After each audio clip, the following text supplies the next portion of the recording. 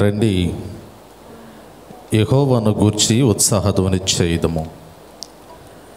మన రక్షణ దుర్గమును బట్టి సంతోషగానము చేయుదము. కృతజ్ఞతాస్తుతులతో ఆయన సన్నిధికి వచ్చేదము. కీర్తనలు పాడుచు ఆయన పేరిట సంతోషగానము చేయుదము. ఆయన మన దేవుడు, మనము ఆయన పాలించు ప్రజలము, ఆయన మేపు గొర్రెలము. రండి, నమస్కారము చేసి సాగిలపడదాము. అందరూ తలలో వచ్చినట్లయితే ప్రార్థన చేసుకొని నేటి యొక్క పరిశుద్ధ దినారాధనే మనము ఆరంభించుకుందాం. మహోన్నతుడైనటువంటి దేవుడు, సర్వోన్నతుడైనటువంటి దేవుడు, ఈ సర్వాధికారి అనేటువంటి దేవుడు ఈ యొక్క 2024 సంవత్సరంలో ఏప్రిల్ మాసంలో చివరి పరిశుద్ధ దినారాధనలోనికి నడిపించిన విధానమును బట్టి దేవుని స్తుతిస్తూ, ఈ ఆరాధన దేవునికి మహిమకరంగా, దీవెనకరంగా, ఆశీర్వాదకరంగా ఉండినట్లు ప్రారంభ ప్రార్థన చేసుకుందాం. సర్వకృపానిధిగు మా ప్రియ పరలోకపు తండ్రి, మీ ఘనమైన పరిశుద్ధమైన నామమునకు స్తుతులు చెల్లిస్తూ ఉన్నాను. మీ మహోన్నతమైనటువంటి కృపలో, మీ యొక్క ప్రేమలో, మీ బిడలమైనటువంటి మమ్మలందరినీ కూడా గడిచిన దినములలో మీరు ఎక్కల చోటున భద్రపరచి, మమ్మలను ప్రభా సజీవు లెక్కలో ఉంచి, మరి యొక్క శ్రేష్టమైనటువంటి పరిశుద్ధ దినారాధనలోనికి మీరు మమ్మలను ప్రవేశపెట్టిన విధానమును బట్టి మిమ్మల్ని స్తుతిస్తూ ఉన్నాను. ఈ దినమును చూడలేనటువంటి వారు, పరమపదించినటువంటి వారు ఎంతోమంది లోకములో ఉన్నారు. నీ బిడలైనటువంటి వారిని అయినా మీరు ఎంతగానో ప్రేమిస్తూ ఉన్నారు, వారిని బలపరుస్తూ ఉన్నారు. మీ శ్రేష్టమైనటువంటి జీవపు వాక్కులకు అనుకూలమైనటువంటి రీతిలో వారి జీవితాలనైనా సరిదిద్దుకోవటానికి, సరైనటువంటి జీవపు మార్గములోనికి వారు నడిపించబడటానికి నైనా అనుదినము కూడా, అనుక్షణము కూడా మీ మహోన్నతమైనటువంటి కృప మీ బిడల పట్ల మీరు వెల్లడపరుచున్న విధానమును బట్టి మిమ్మల్ని స్తుతిస్తూ ఉన్నాను. ప్రాముఖ్యంగా ఈ యొక్క పరిశుద్ధ దినారాధనలో పాటల ద్వారాను, వాక్యము ద్వారాను నీ నామానికి మహిమ తెచ్చుకుంటూ, మీ శ్రేష్టమైనటువంటి జీవపు స్వరాన్ని నేటి పరిశుద్ధ దినమందు నీ బిడలకు మీరు వినిపించమని వేడుకొనొచ్చు ఉన్నాను. మీ సన్నిధిలోనికి వచ్చినటువంటి వారిని దీవించండి ప్రభువా. ఇంకా రావలసినటువంటి వారిని కూడా త్వరగా మీ పాదాల చెంతకు నడిపించి, ఆరాధనంతట్లో మా ద్వారా మీరే నీ నామానికి మహిమ తెచ్చుకోమని యేసు క్రీస్తు నామములో అడిగి వేడుకొనుచున్నాము తండ్రి, ఆమేన్.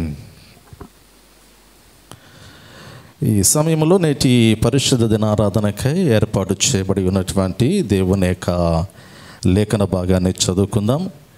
నేటి పరిశుద్ధ దినారాధనకై ఏర్పాటు చేయబడి ఉన్న దేవుని యొక్క వాక్య భాగము అపోస్తలుడైనటువంటి పౌలు భక్తుడు రోమీయులకు రాసినటువంటి పత్రిక 15వ అధ్యాయము 1వ వచనము నుండి 7వ వచనం వరకు గల లేఖన భాగాన్ని చదువుకుందాం.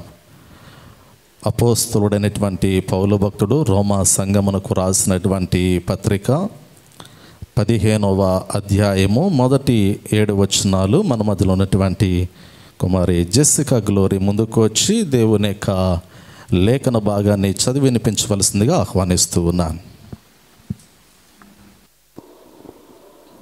అపోస్తలుడైన పౌలు రోమియోలకు రాసిన పత్రిక 15వ అధ్యాయము 1 నుంచి 7 వచనాలు చదువుకుందాం. కాగా బలవంతులమైన మనము మనలను మనమే సంతోషపరచుకొనక బలహీనుల దౌర్భాగ్యములను భరించుటకు బద్ధులమై ఉన్నాము. తన పొరుగువానికి క్షేమాభివృద్ధి కలుగునట్లు మనలో ప్రతివాడును మేలైన దాని యందు అతనిని సంతోషపరచవలెను. క్రీస్తు కూడా తన్ను తాను సంతోషపరచుకొనలేదు కానీ నిన్ను నిందించి వారి నిందలు నా మీద పడెను అని రాయబడినట్లు ఆయనకు సంభవించెను. ఏలయనగా ఓర్పు వలన లేఖనము వలన ఆదరణ వలన మనకు నిరీక్షణ కలుగుటకై పూర్వమందు రాయబడినవన్నీ మనకు బోధ కలుగు నిమిత్తము రాయబడి ఉన్నవి. మీరేక భావం గలవారై యేసు గ్రీవముగా మన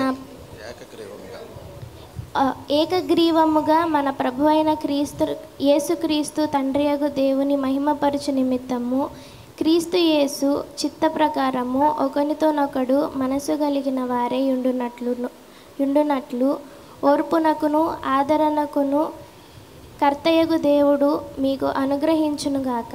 కాబట్టి క్రీస్తు మిమ్మును చేర్చుకొనిన ప్రకారము దేవునికి మహిమ కలుగునట్లు మీరును ఒకనికొకడు చేర్చుకొనుడి. దేవుడి పరిశుద్ధ వాక్యం దీవించునుగాక. దేవుని యొక్క లేఖన భాగాన్ని చదివి వినిపించిన జెసికా గ్లోరీని దేవుడు దీవించి ఆశీర్వదించునుగాక. ఈ సమయంలో సంఘమంతి కూడా లేచి నిలబడి ఉండగా నేటి పరిశుద్ధ దినారాధనకై ఏర్పాటు చేయబడి ఉన్న ఉత్తర ప్రత్యుత్తర పాఠ్య భాగాన్ని చదువుకుందాం. నేటి పరిశుద్ధ దినారాధనకై ఏర్పాటు చేయబడి ఉన్న ఉత్తర ప్రత్యుత్తర పాఠ్య భాగము కోరాహు కుమారులు రచించినటువంటి 48వ సంకీర్తన 48వ సంకీర్తన ఉత్తర ప్రత్యుత్తర రీతిగా చదువుకుందాం. మన మొదలైనటువంటి సహోదరులు స్టాన్లీ జోన్స్ గారు ముందుకు వచ్చి ఉత్తర ప్రత్యుత్తర భాగంలో నడిపించవలసిందిగా ఆహ్వానిస్తూ ఉన్నాను. కోరాహు కుమారులు రచించినటువంటి 48వ సంకీర్తన 48వ సంకీర్తన మనమందరము కూడా ఉత్తర ప్రత్యుత్తర రీతిలో చదువుకుందాం.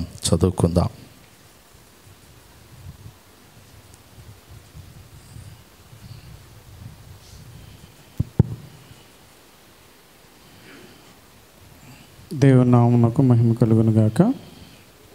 కీర్తనలు 48వ అధ్యాయము ఉత్తర ప్రత్యుత్తర రీతిగా చదువుకుందాం. మన దేవుని పట్టణమందు ఆయన పరిశుద్ధ పర్వతమందు యెహోవా గొప్పవాడును బహు కీర్తనీయుడనై ఉన్నాడు. ఉత్తర దిక్కున మహారాజు పట్టణమైన సియోను పర్వతము రమ్యమైన ఎత్తుగల చోట ఉంచబడి సర్వభూమికి సంతోషకరముగానున్నది. దాని నగరులలో దేవుడు ఆశ్రయముగా ప్రత్యక్షమగుచున్నాడు. రాజులు కూడిరి, వారు ఏకముగా కూడి వచ్చిరి. వారు దాన్ని చూచిన వెంటనే ఆశ్చర్యపడిరి, భ్రమపడి త్వరగా వెళ్ళిపోయిరి. వారచ్చట నుండగా వణుకును ప్రసవించు స్త్రీ వేదనయు వారిని పట్టెను. తూర్పు గాలిని లేపి తర్షీషు ఓడలను నీవు పగలగొట్టుచున్నావు. సైన్యములకు అధిపతి యెహోవా పట్టణం నందు, మన దేవుని పట్టణం నందు మనం విన్నట్టుగానే జరుగుట మనము చూచి ఉన్నాం. దేవుడు నిత్యము దాన్ని స్థిరపరిచి ఉన్నాడు. దేవా, మేము నీ ఆలయమునందు నీ కృపను ధ్యానించుచుని. దేవా, నీ నామము ఎంతో గొప్పది, నీ కీర్తియు బూదిగంతముల వరకు అంత గొప్పది. నీ కుడి చెయ్యి నీతితో నిండి ఉన్నది. నీ న్యాయ విధులను బట్టి సియోను పర్వతము సంతోషించునుగాక, యోధా కుమార్తెలు ఆనందించుదురుగాక. ముందు రాబో తరములకు దాని వివరము మీరు చెప్పినట్లు సియోను చుట్టూ తిరుగుచు దాని చుట్టూ సంచరించుడి. దాని బురుజులను లెక్కించుడి, దాని ప్రాకారములను నిదానించి చూడుడి, దాని నగరులలో సంచరించి వాటిని చూడుడి. ఈ దేవుడు సదాకాలం మనకు దేవుడై ఉన్నాడు, మరణం వరకు ఆయన మనల్ని నడిపించును. మనమందరం కూడా ఆ విధంగానే నిలువబడి ప్రభువును స్తుతిద్దాం. మనం ఆరాధించేటువంటి ప్రభువారు ఆత్మస్వరూపులై ఉన్నారు కాబట్టి ఆయన ఆరాధించే వారందరూ కూడా ఆత్మతో సత్యముతో ఆరాధించాలని ప్రభువారు సెలవిచ్చిన రీతిలో బుక్లెట్లో నుంచి 4వ నెంబర్ పాట, నీ ఉంటే నాకు చాలు యేసయ్య, నీ వెంటే నేను ఉంటాను యేసయ్య అనేటువంటి పాట పాడుతూ మనం ప్రభువును స్తుతిద్దాం, ఆరాధిద్దాం. సంఘములో ఉన్నటువంటి వారందరూ కూడా కొయిర్ వారిని అనుసరించండి.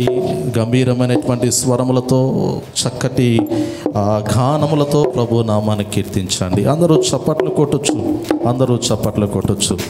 దేవుని యొక్క మహోన్నతమైనటువంటి ఆ నామమును స్తుతిద్దాం, గణపరుద్దాం.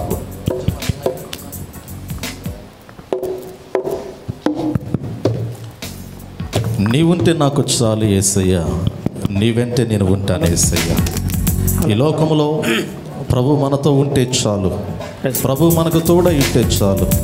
ఇక ఈ లోకంలో మన జీవితాలు ఒక శ్రేష్టమైనటువంటి సంతోషకరమైనటువంటి మార్గంలో నడిపించబడేటువంటి జీవితాలుగా ఉంటాయి. నీ ఉంటే నాకు చాలు యేసయ్య.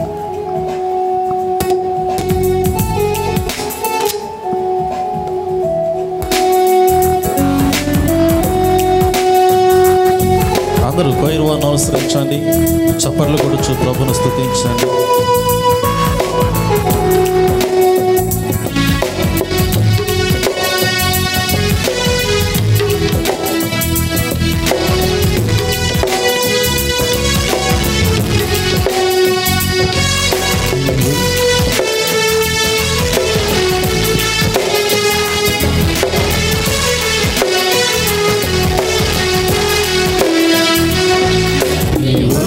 నాకు చాలు యేసయ్యా, నీ వెంటే నేను ఉంటా యేసయ్యా. నీ ఉంటే నాకు చాలు యేసయ్యా, నీ వెంటే నేను ఉంటా యేసయ్యా. నీ మాట చాలయ్యా, నీ చూపు చాలయ్యా, నీ తోడు చాలయ్యా, నీ నీడ చాలయ్యా. నీ మాట చాలయ్యా, నీ చూపు చాలయ్యా, నీ తోడు చాలయ్యా, నీ నీడ చాలయ్యా. నీ ఉంటే నాకు చాలు యేసయ్యా, నీ వెంటే నేను ఉంటా యేసయ్యా. ఈ లోకంలో మన జీవితాలలో ఎన్ని ఇబ్బందులు వచ్చినా, ఎన్ని కష్టాలు వచ్చినా, ఎన్ని శ్రమలు వచ్చినా మన ప్రభు మనతో ఉంటే వాటన్నిటి నుండి మనం విడిపించబడతాం, తప్పించబడతాం.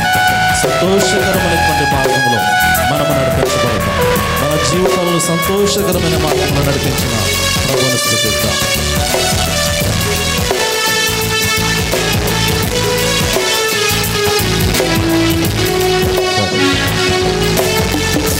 ఎన్ని బాధలు నన్ను ఇబ్బందులైనను,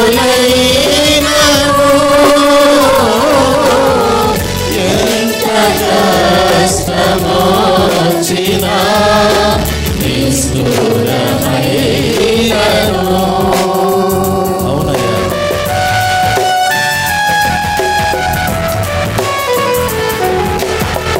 ఎన్ని బాధలు నన్ను ఇబ్బందులైనను, ఎంత కష్టమో వచ్చినా నిష్ఠూరమైనను. నీ మాట చాలయ్యా, నీ చూపు చాలయ్యా, నీ తోడు చాలయ్యా, నీ నీడ చాలయ్యా.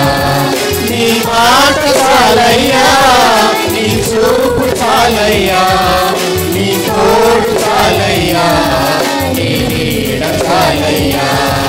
నీ ఉంటే నాకు చాలు యేసయ్యా, నీ వెంటే నేను ఉంటా యేసయ్యా. బ్రతుకున్నావా పగిలిన కడలి పోలైన అలల నుంచి వేసిన ఆశ్రయంగా ప్రభు మనకు ఉంచాడు. ఈ లోకంలో ఎవరు మనల్ని ఇబ్బంది పెట్టినా, ఎవరు మనల్ని మోసం చేసినా, ఎవరు మన జీవితాలను అధపాతాలను తొక్కాలని చూసినా ఆ ప్రభు మనతో ఉంచాడు.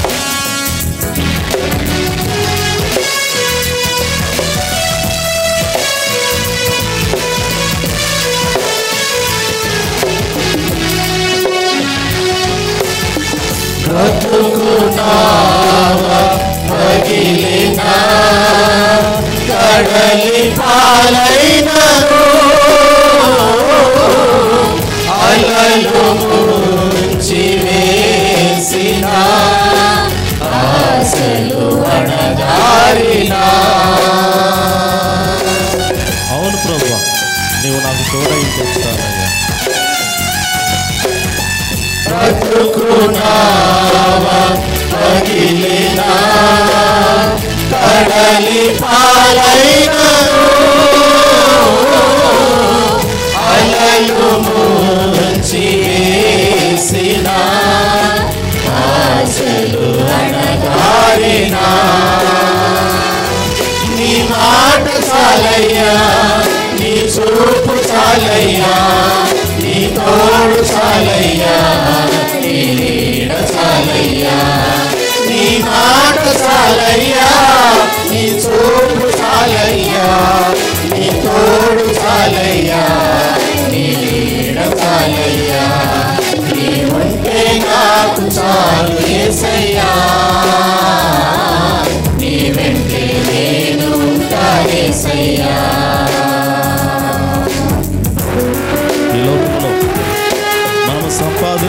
ఉన్నటువంటి సంపాదన మనకు దూరం అయిపోయినాక, మనల్ని ప్రేమించినటువంటి వారు మనల్ని విడనాడినాక, మన శరీరంలో అనేకమైనటువంటి బలహీనతలు మనల్ని ఆవరించినాక, స్వస్థపరిచేటువంటి ప్రభు మనతో ఉండగా, మనల్ని ఆశీర్వించే దేవుడు మనతో ఉండగా,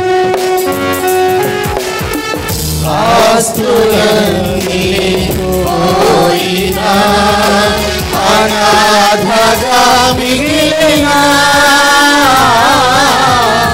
ఆప్తులే విడనాడిన ఆరోగ్యం క్షీణించిన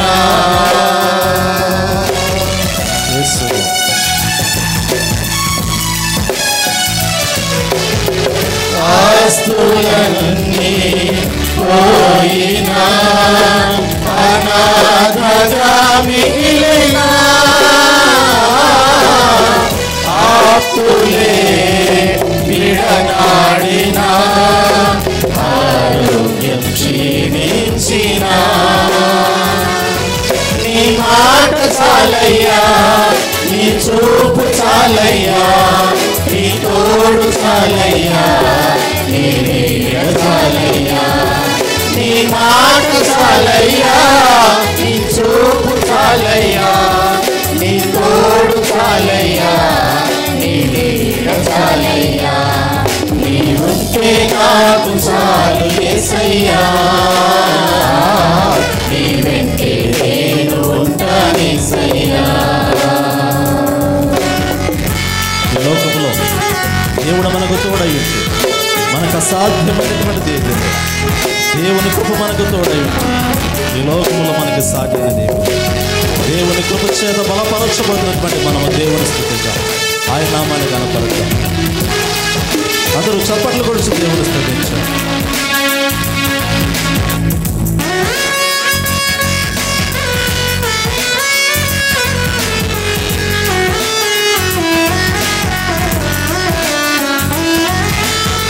నీకు ఇల్లలో ఏదియో లేదు అసాధ్యము, నీదు కృపతో నాకేమియో కాదిల సమానము. అవునయ్యా,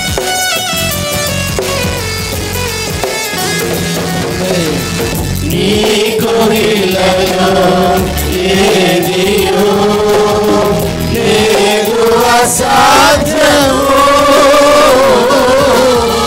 నీదు కృపతో నాకేమియో కాదిల సమానము.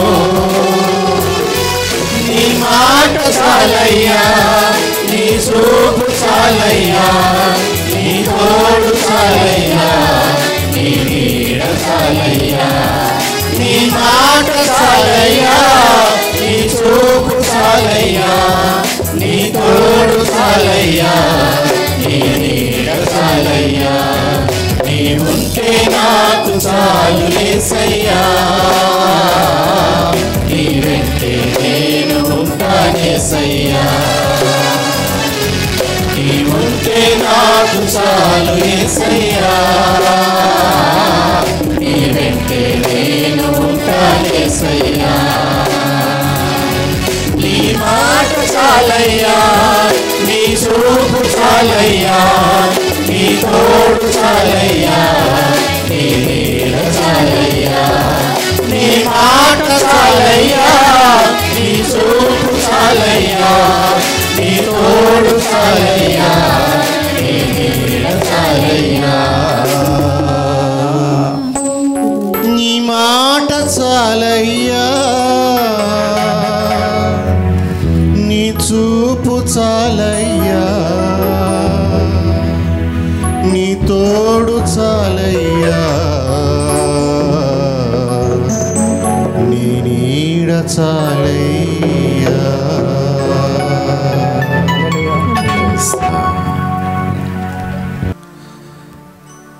చిన్న ప్రార్థన చేసుకొని కొద్ది సమయము దేవుని యొక్క వాక్యాన్ని ధ్యానించుకుందాం, ప్రార్థన చేసుకుందాం.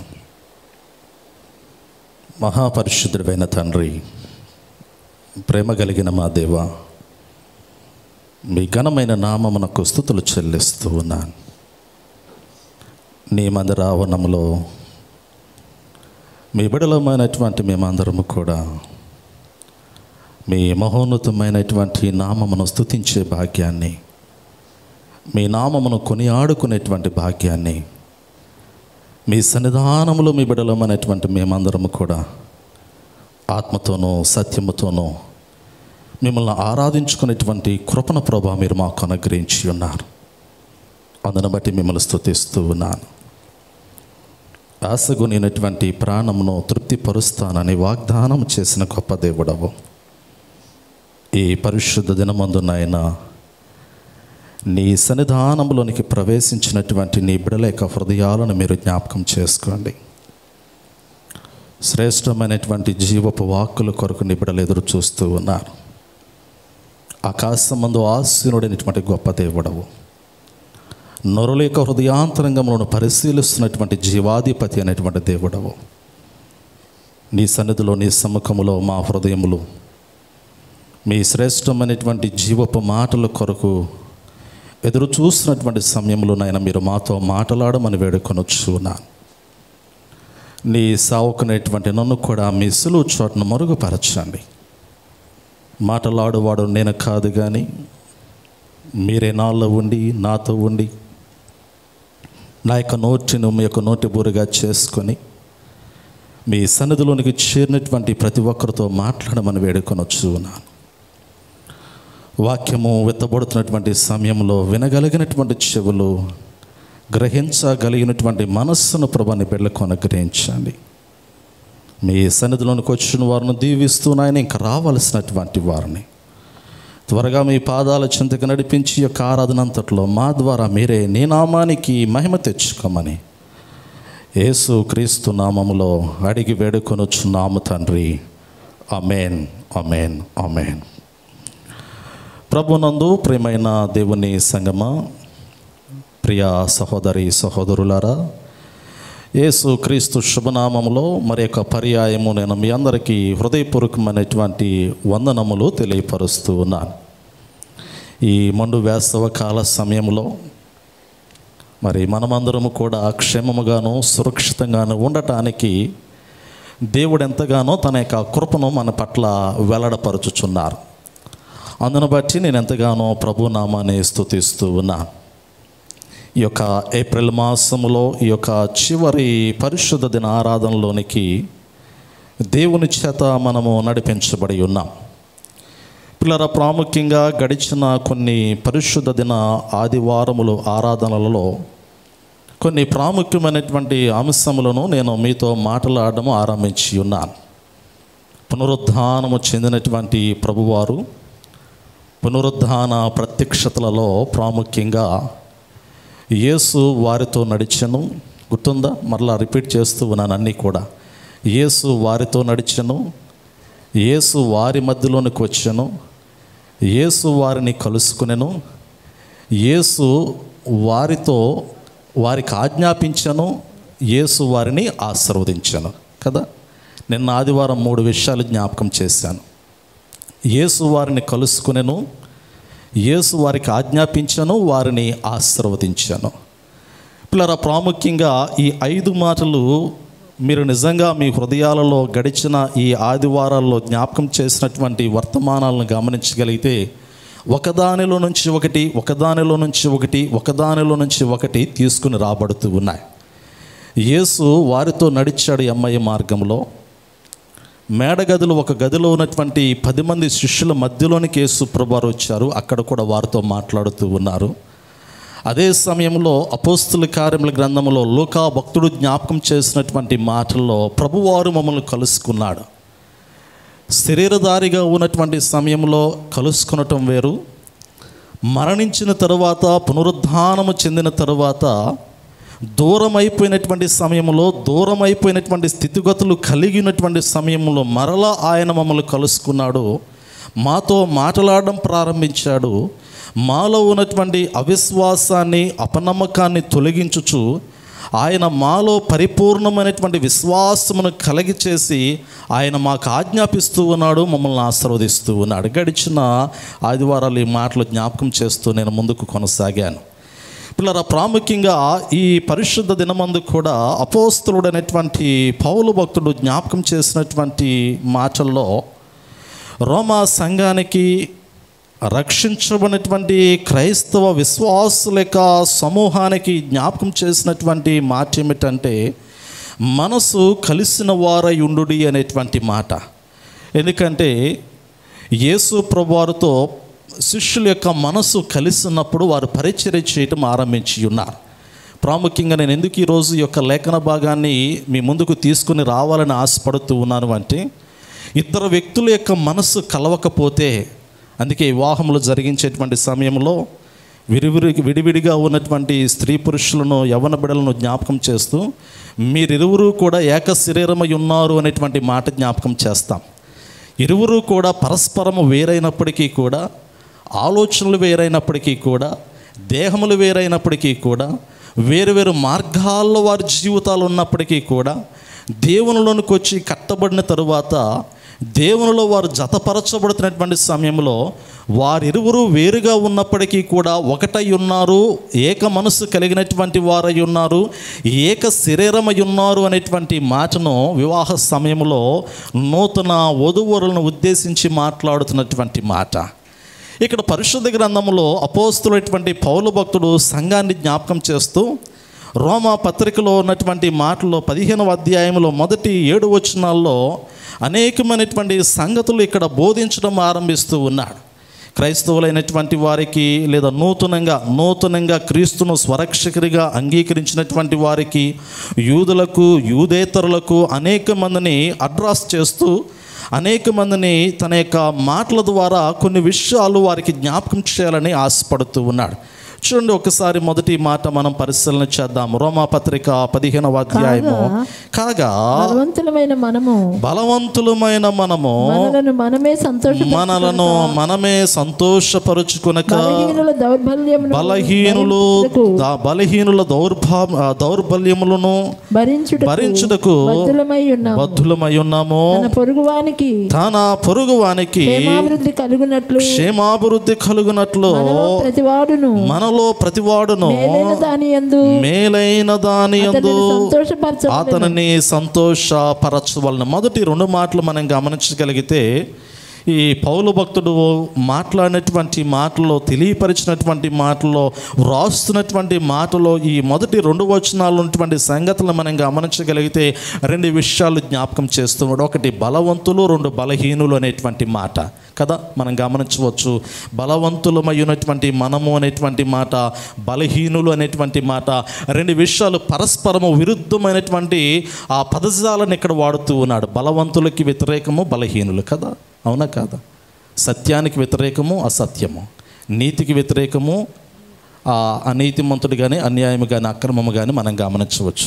ఇక్కడ పౌలు భక్తుడు వాడుతున్నటువంటి ఈ పదజాలని, మాటను మనం గమనించగలిగితే, దేవునిలో ఉన్నవారు కావచ్చు, సమాజంలో ఉన్నటువంటి వారు కావచ్చు, ఉన్నతమైనటువంటి స్థితిగతులు కలిగినటువంటి వారిని అడ్రస్ చేస్తూ, వారిని సంబోధిస్తూ, అదే సమయంలో బలహీనమైనటువంటి స్వభావం కలిగినటువంటి వారి గురించి మాట్లాడము ఆరంభిస్తూ ఉన్నట్లుగా మనం చూడగలుగుతూ ఉన్నాం. నిజంగా ఈ 7 వచనాలు గమనించగలిగితే దీనిలో 5 ప్రాముఖ్యమైనటువంటి మాటలు మనకు కనపడుతూ ఉంటాయి. ఒకటి బలహీనులు, అంటే బలవంతులు, బలహీనులు. రెండోది భరించుట, మూడవది భరించుట, నాలుగోది క్షేమాభివృద్ధి, ఐదోది సంతోషపరుచుట.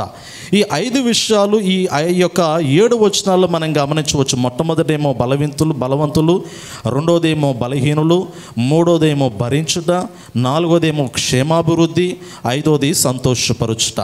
5 ప్రాముఖ్యమైనటువంటి మాటలు ఈ యొక్క లేఖన భాగంలో పౌలు భక్తుడు ఈ పదాలను ఉపయోగిస్తూ ఉన్నాడు. బలవంతులు ఎప్పుడూ కూడా వారి సంతోషాన్ని వారు కోరుకుంటారు, వారి ఆనందాన్ని వారు కోరుకుంటారు. బలవంతులు ఎప్పుడూ కూడా వారుకున్నటువంటి బలమును బట్టి వారు ఆనందించడానికి, సంతోషించడానికి ఇష్టపడుతూ ఉంటారు కదా. ఈరోజు సంపన్నమైనటువంటి స్థితిగతులు కలిగినటువంటి వాడు తనకు కలిగినటువంటి ఆ స్థితిగతులను బట్టి ఆనందించడం ప్రారంభిస్తూ ఉంటాడు. కానీ పౌలు భక్తుని యొక్క ఆలోచన ఏమిటంటే, ఈ వాక్యములో జ్ఞాపకం చేయబడుతున్నటువంటి ఆంతర్యమైనటువంటి మాటలు ఏమిటంటే, నీవు బలవంతుడిగా ఉన్నావు కాబట్టి ఈరోజు నీకున్నటువంటి బలమును బట్టి, నీకున్నటువంటి ధనమును బట్టి, నీకున్నటువంటి కీర్తిని బట్టి, నీకున్నటువంటి ప్రతిష్టను బట్టి నీవే సంతోషించుకునేటువంటి వాడవు కాక, బలహీనమైనటువంటి వాని యొక్క జీవితంలో నీకున్నటువంటి బలాన్ని బట్టి సంతోషాన్ని కోరుకోవటం అనేది చాలా మంచిది. అది నీకు క్షేమాభివృద్ధి అనేటువంటి మాట జ్ఞాపకం చేస్తూ ఉన్నాడు. నిజమే కదా? ఈరోజు మనల్ని మనము సంతోషపరచుకోవడానికి ఇష్టపడుతూ ఉంటాం. మనకు మనమే సంతోషాన్ని వెతుక్కోవడానికి ఇష్టపడుతూ ఉంటాం. ఎక్కడైతే దుఃఖం ఉన్నదో, ఎక్కడైతే వేదన ఉన్నదో, ఎక్కడైతే బాధ ఉన్నదో, ఎక్కడైతే కష్టం ఉన్నదో, ఎక్కడైతే దారిద్ర్యం ఉన్నదో, ఎక్కడైతే బలహీనమైనటువంటి స్థితి ఉన్నదో, ఆ యొక్క స్థితిగతుల్లో వారిని సంతోషపెట్టగలిగినటువంటి మనసు కలిగి ఉండటం అనేది చాలా ప్రాముఖ్యమైనటువంటి క్రైస్తవ విశ్వాసుల యొక్క లక్షణం అనేటువంటి మాట ఇక్కడ జ్ఞాపకం చేస్తూ ఉన్నాడు కదా. చాలా ప్రాముఖ్యమైనటువంటి మాట. ఉదాహరణకి మనము గడిచిన వర్తమానాల్లో ఉన్నటువంటి మాటల్లో ఒక చక్కటి మాట మనము జ్ఞాపకం చేసుకుంటే, పిల్లరా, యేసు ప్రభువారు మరణానంతరం ఆయన పిలుచుకున్నటువంటి లేదా ఆయన వెంబడించినటువంటి శిష్యుల్లో ఒక ఇస్కరియోతు యూదా మరణానంతరము మనం గమనించగలిగితే 11 మందితో యేసు ప్రభువారు మాట్లాడుతూ ఉన్నారు. 11 మంది శిష్యులను యేసు ప్రభువారు దర్శిస్తూ ఉన్నారు. వారికి మరలా బోధించడం అనేది, వారికి మరలా పరలోక రాజ్య సంబంధమైనటువంటి మర్మములను గుర్తు చేయటం అనేది, మరలా ఆయన తన్ను తానే వారికి కనపరుచుకోవటం అనేది ప్రారంభిస్తూ ఉన్నారు కదా. గడిచిన ఆదివారంలో ఈ మాటలు నేను మీకు జ్ఞాపకం చేసి ఉన్నాను. 40 దినాలు ఆయన భూమి మీదే తను తాను ప్రత్యక్షపరుచుకుంటూ వారి యొక్క జీవితాల్లో ఉన్నటువంటి అంధత్వాన్ని, వారి యొక్క జీవితాల్లో ఉన్నటువంటి లోక సంబంధమైనటువంటి ఆలోచనలన్నింటినీ కూడా యేసు ప్రభువారు తొలగించినట్లుగా, తీసివేసినట్లుగా మనకు కనపడుతూ ఉంది పిల్లరా.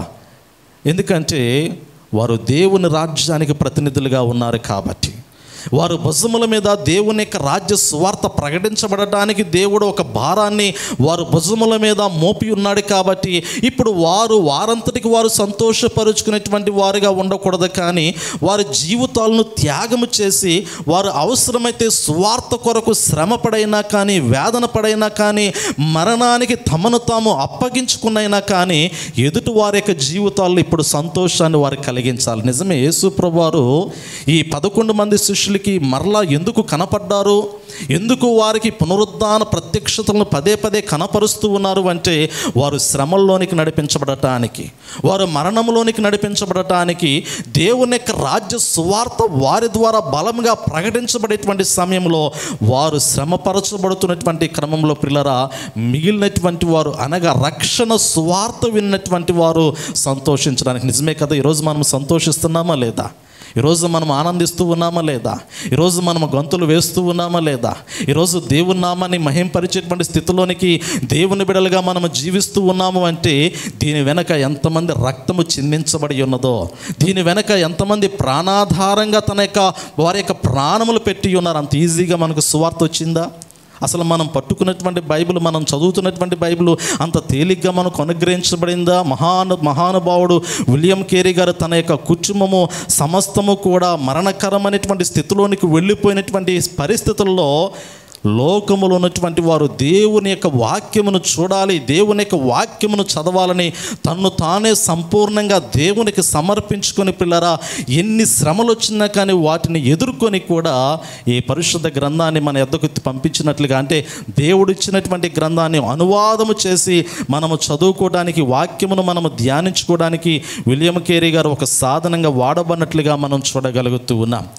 పరిశుద్ధ గ్రంథంలో శిష్యులు కావచ్చు, ఆ తదుపరి కాలంలో వచ్చినటువంటి సువార్థికులు కావచ్చు, గమనించగలిగినట్లయితే వారందరూ బలవంతులే అయినప్పటికీ కూడా వారు లోకములో ఉన్నటువంటి బలహీనమైనటువంటి స్థితిలో ఉన్నటువంటి వారిని, పాపములో ఉన్నటువంటి వారిని, వేదనకరమైనటువంటి స్థితిలో ఉన్నటువంటి వారిని సంతోషింపచేయటానికి, దేవునిలో ఆనందింపచేయటానికి వారు తమనికి తామే సంపూర్ణంగా శ్రమలకి సమర్పించుకొని లోకములోనికి నడిపించబడినట్లుగా వాక్యములో మనకు జ్ఞాపకం చేయబడుతూ ఉంది. అందుకే పౌలు భక్తుడు ఇక్కడ జ్ఞాపకం చేస్తున్నటువంటి మాటను మనం గమనించగలిగితే, ఈ యొక్క మాట పలకటానికి మునుపు పౌలు భక్తుని యొక్క జీవితంలో ఉన్నటువంటి సంతోషకరమైనటువంటి రక్షణ కార్యాన్ని మనం గమనించగలిగితే పిల్లరా, సౌలుగా ఉన్నటువంటి సమయంలో అపోస్తల కార్యముల గ్రంథము 9వ అధ్యాయంలో జ్ఞాపకం చేస్తూ ఉంటాడు.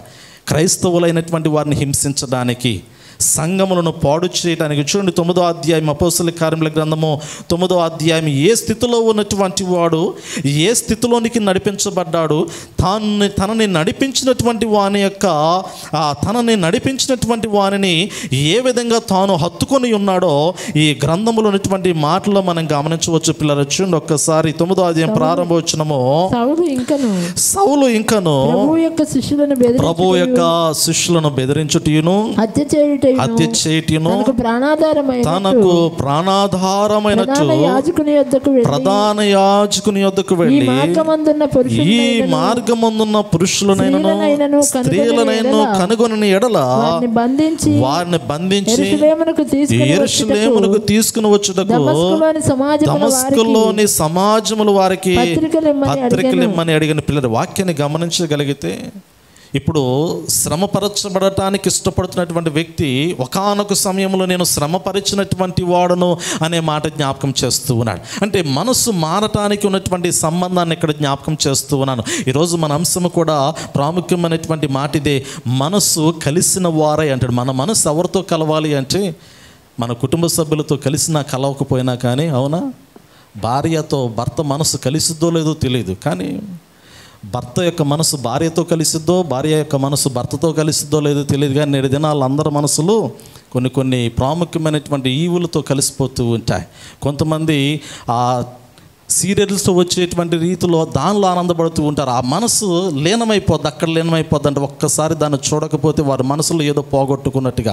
అంటే ఒక్కొక్కరి మనసులో ఒక్కొక్కరు ఆలోచన ఉంటుంది. పిల్లరా, క్రైస్తవ విశ్వాసుల యొక్క మనసును గురించి పౌలు భక్తుడు ఏమి జ్ఞాపకం చేస్తూ ఉన్నాడు అంటే, ఒకానొక సమయంలో నా మనసు ఎలా ఉండేది అంటే, నేను ప్రభుకు వ్యతిరేకంగా నడిచేటువంటి మనసు కలిగినటువంటి వాడును, క్రైస్తవులను హింసించేటువంటి మనసు కలిగినటువంటి వాడును, వారిని చెరసాలు పాలు చేయాలి మనసు కలిగినటువంటి వాడును. అటువంటి మనసు నాలో ఉన్నటువంటి సమయంలో దేవుడు తన్ను తాను నా ఎదుట ప్రత్యక్షపరుచుకొని తన యొక్క హృదయ లోతుల్లో ఉన్నటువంటి ఆవేదన నాకు జ్ఞాపకం చేసినప్పుడు, తన యొక్క ఉన్నతమైనటువంటి పిలుపు చేత నన్ను పిలుచుకున్నప్పుడు నా మనసు ఇప్పుడు ప్రభువుతో కలిసి ఉన్నది అనేటువంటి మాట జ్ఞాపకం చేస్తున్నారు. అంటే పౌలు భక్తుని యొక్క మనసు ఎవరితో కలిసిపోయిందంటే ప్రభువుతో కలిసినట్లుగా మనం చూడగలుగుతూ ఉన్నాం. లోకములో ఉన్నటువంటి మనుషులతో తాను కలిసి ఉండటానికి ఇష్టపడలేదు, కానీ తన మనస్సును నిలుపుదల చేయడానికి ఇష్టపడలేదు, కానీ తనకు విమోచుడిగా ఉన్నటువంటి వానితో, తనకు రక్షకునిగా ఉన్నటువంటి వానితో, తన జీవితాన్ని శ్రేష్టమైనటువంటి జీవపు మార్గములో నడిపించడానికి పిలిచినటువంటి వానితో తన మనసు కలిసినటువంటి వాడై నడవటము ఆరంభించినట్లుగా జ్ఞాపకం చేస్తూ ఉన్నాను. ఈరోజు నీ మనసు దేవునితో కలిసి ఉంటే నీవు దేవునితో నడవటానికి ఇష్టపడుతూ ఉంటావు. యోహాను సువార్తలో యేసు ప్రభువారు సీమోను పేతురుతో మాట్లాడినటువంటి మాటలో మనం గమనించగలిగితే, చివరి అధ్యాయంలో 20వ అధ్యాయంలో జ్ఞాపకం చేయబడుతున్నటువంటి మాటలో పిల్లరా, వారు సముద్రం మీద చేపలు పట్టుకోవడానికి 21వ అధ్యాయంలో ఆ తిబెరయ సముద్రం మీద చేపలు పట్టుకోవడానికి వెళుతున్నటువంటి సమయంలో వారి మనసు ఎరిగినటువంటి యేసు ప్రభువారు మరలా వారి మధ్యలోనికి వచ్చి వారిని చేపలు పట్టేటువంటి జాలరులుగా కాదు కానీ మనుషులు పట్టేటువంటి జాలరులుగా మార్చేటువంటి క్రమంలో సీమోను పేతురుతో మాట్లాడినటువంటి మాటలో మనం గమనించగలిగితే, సీమోను నీవు నన్ను ప్రేమించుచున్నావా? సీమోను నీవు నన్ను ప్రేమించుచున్నావా? 3 పర్యాయములు మొదట అడిగినప్పుడు నీవు నన్ను ప్రేమించుచున్నావా అంటే ప్రేమించుచున్నాను అనేటువంటి మాట బదులిచ్చినటువంటి క్రమంలో నా గొర్రెల మేపో. 2వ పర్యాయం అడుగుతున్నటువంటి సమయంలో సీమోను నీవు నన్ను ప్రేమించుచున్నావా అంటే ప్రేమించుచున్నాను ప్రభు అన్నప్పుడు నువ్వు నా గొర్రెల కాయి. 3వ పర్యాయము సీమోను నీవు నిజముగా నన్ను ప్రేమించుచున్నావా కదా? ప్రేమించుచున్నావా, నిజముగా ప్రేమించుచున్నావా కదా? వ్యత్యాసము చివరి పదము ఒకటైనప్పటికీ కూడా దాని ముందు కలపబడినటువంటి పదము నిజముగా. ఈరోజు నీవు నిజంగా నన్ను ఆరాధించగలుగుతూ ఉన్నావా లేదా ఆరాధిస్తూ ఉన్నావా? ఆరాధనలో చాలా వ్యత్యాసం ఉన్నది. నోటి మాట ద్వారా పలకటం వేరు, గొంతులో నుండి చప్పట్లు కొట్టొచ్చు పలకటం వేరు, హృదయ లోతుల్లో నుండి పరవశించి ఆరాధించడం వేరు. అందుకే దేవుని యొక్క వాక్యంలో దేవుని బిడలైనటువంటి వారు పరవశించాలి, దేవుని బిడలైనటువంటి వారు ఆనందించాలి, దేవుని బిడలైనటువంటి వారు దేవునిలో ఉప్పొంగినటువంటి వారై గంతులు వేసేటువంటి స్థితులు. అంటే శరీరము గంతులు వేయకపోయినా కానీ హృదయము నాట్యం ఆడాలంట కదా. నేటి దినాల్లో చాలామంది మంచి మంచి సౌండ్ సిస్టమ్ పెట్టినటువంటి సమయంలో వారు దేహములు నాట్యం ఆడుతూ ఉంటాయి, ఉజ్జీవం వస్తూ ఉంటుంది. కానీ నిజమైనటువంటి ఉజ్జీవం అనేటువంటిది, నిజమైనటువంటి ఆనందం అనేటువంటిది, పరవశం అనేటువంటిది అది హృదయానికి సంబంధించింది. శరీరము తాత్కాలికంగా చప్పట్లు కొడుతుందేమో, శరీరము తాత్కాలికంగా గంతులు వేస్తుందేమో, కానీ హృదయ పరవశం అనేటువంటిది జీవపు వాక్యము హృదయాన్ని తాకినప్పుడు ఆ వాక్యము హృదయాంతరంగములో నిలిచినటువంటి సమయంలో ఆ హృదయము నిత్యము కూడా దేవుని యొక్క వాక్యముతో పరవశిస్తూ ఉన్నట్లుగా నేను మీకు జ్ఞాపకం చేస్తూ ఉన్నాను పిల్లరా. పౌలు భక్తుని యొక్క మనస్సు అలాంటిది. పౌలు భక్తుడు అనుదినము అనుక్షణము కూడా దేవునిలో పరవశించడానికి ఇష్టపడుతూ ఉన్నాడు, దేవుని వాక్యములో ఆనందించడానికి ఇష్టపడుతూ ఉన్నాడు. అందుకే ఇక్కడ సంఘానికి ఏమి జ్ఞాపకం చేస్తూ ఉన్నాడు అంటే, బలవంతులమైనటువంటి మనము బలహీనులైనటువంటి వారి పట్ల చూపవలసినటువంటి మనస్సును గురించి, కలిగి ఉండవలసినటువంటి మనస్సును గురించి మాట్లాడుతూ 3వ వచనంలో అంటాడు పిల్లరా, రోమాపత్రిక 15వ అధ్యాయం 3వ వచనంలో, క్రీస్తు కూడా తన్ను తాను సంతోషపరచుకొనలేదు కానీ నిన్ను నిందించు వారి నిందలు నా మీద పడెను అని వ్రాయబడి ఉన్నట్లు ఆయనకు సంభవించను అంటాడు కదా. యేసు ప్రభువారు కూడా తన్ను తాను సంతోషపరుచుకోవడానికి ఈ లోకంలోనికి రాలేదు కదా. ఎందుకంటే ఆయన శిలువ మరణమునకు అప్పగించడానికి లోకంలోకి తండ్రి చేత పంపబడ్డాడు. నిజంగా మనము ఎక్కడైనా కానీ ఏ స్థలంలోనికైనా కానీ వెళ్ళేటువంటి సమయంలో గమనించగలిగినట్లయితే, అక్కడ మనకు ప్రమాదము పొంచి ఉన్నట్లయితే, అక్కడ మనకు హాని కలుగుతూ ఉన్నట్లయితే, అక్కడ మనకు అవమానం కలుగుతూ ఉన్నట్లయితే ఆ ప్రాంతంలోనికి మనం వెళ్ళలేం. ఎందుకంటే అక్కడ మనకు సంతోషం ఉండదు, ఎందుకంటే అక్కడ మనకు అవమానం ఉన్నది, హాని ఉన్నది, కీడు ఉన్నది. అక్కడ మనకి మన యొక్క హృదయాన్ని బాధించేటువంటి పరిస్థితులు మనకు అక్కడ ఉన్నాయి. కాబట్టి అటువంటి స్థలంలోనికి మనం వెళ్ళటానికి ఇష్టపడం. ఎక్కడ సంతోషం ఉంటే ఆ సంతోషకరమైనటువంటి స్థలంలోనికి మనం వెళ్ళటానికి ఇష్టపడుతూ ఉంటాం.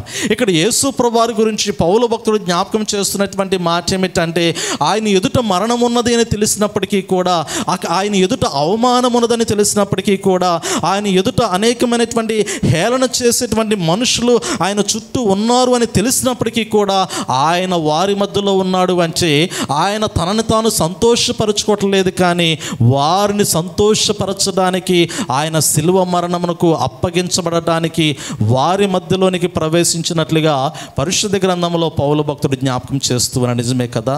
యేసు ప్రభువారు కూడా తన్ను తాను సంతోషపరచుకోవడానికి కాదు కానీ తండ్రిని సంతోషపరచడానికి, రెండోది సకల మానవాళి యొక్క హృదయాలలో సంతోషకరమైనటువంటి జీవితాన్ని ప్రసాదించడానికి ఆయన అట్టి స్థితిలోనికి మార్చబడినట్లుగా పరిశుద్ధ గ్రంథంలో పౌలు భక్తుడు జ్ఞాపకం చేస్తూ ఉన్నాడు. కాబట్టి పిల్లరా, ఈరోజు దేవుని యొక్క వాక్యమును ఒకసారి మనము మన హృదయంలోనికి తీసుకున్నట్లయితే, దేవుని యొక్క వాక్యాన్ని ఒకసారి మన హృదయ లోతుల్లోనికి ఆ వాక్యాన్ని మనమే అన్వయించుకున్నట్లయితే, ఈరోజు భౌతికంగా మన జీవితాల్లో మనము సంతోషాన్ని కోరుకుంటూ ఉన్నాం.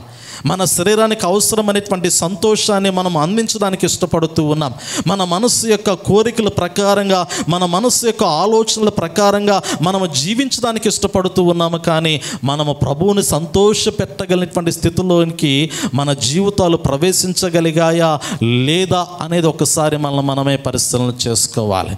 నీ జీవితము బాగుండాలని, నీవు రక్షించబడాలని, నీవు మరణము నుండి తప్పించబడాలని, నీవు నిత్య జీవానికి వారసుడిగా ఉండాలని నీ కొరకు ప్రాణము పెట్టినటువంటి ప్రభువారి కొరకు నీవు ఎంతవరకు అంటే ప్రభువుకు సమీపంగా జీవించగలుగుతూ ఉన్నావు అనేటువంటిది ఒకసారి నీకు నీవే ఆత్మ పరిశీలన చేసుకోవలసినటువంటి ఆవశ్యకత ఉన్నట్లుగా నేను మీకు జ్ఞాపకం చేస్తూ ఉన్నాను. ఆ రీతిలోనే ఈ అధ్యాయంలో 5-6 వచనాలు కూడా గమనించగలిగితే 5-6 వచనాలు కూడా గమనించగలిగితే ఇక్కడ కూడా చక్కటి మాట జ్ఞాపకం చేస్తున్నాడు రోమా పత్రిక.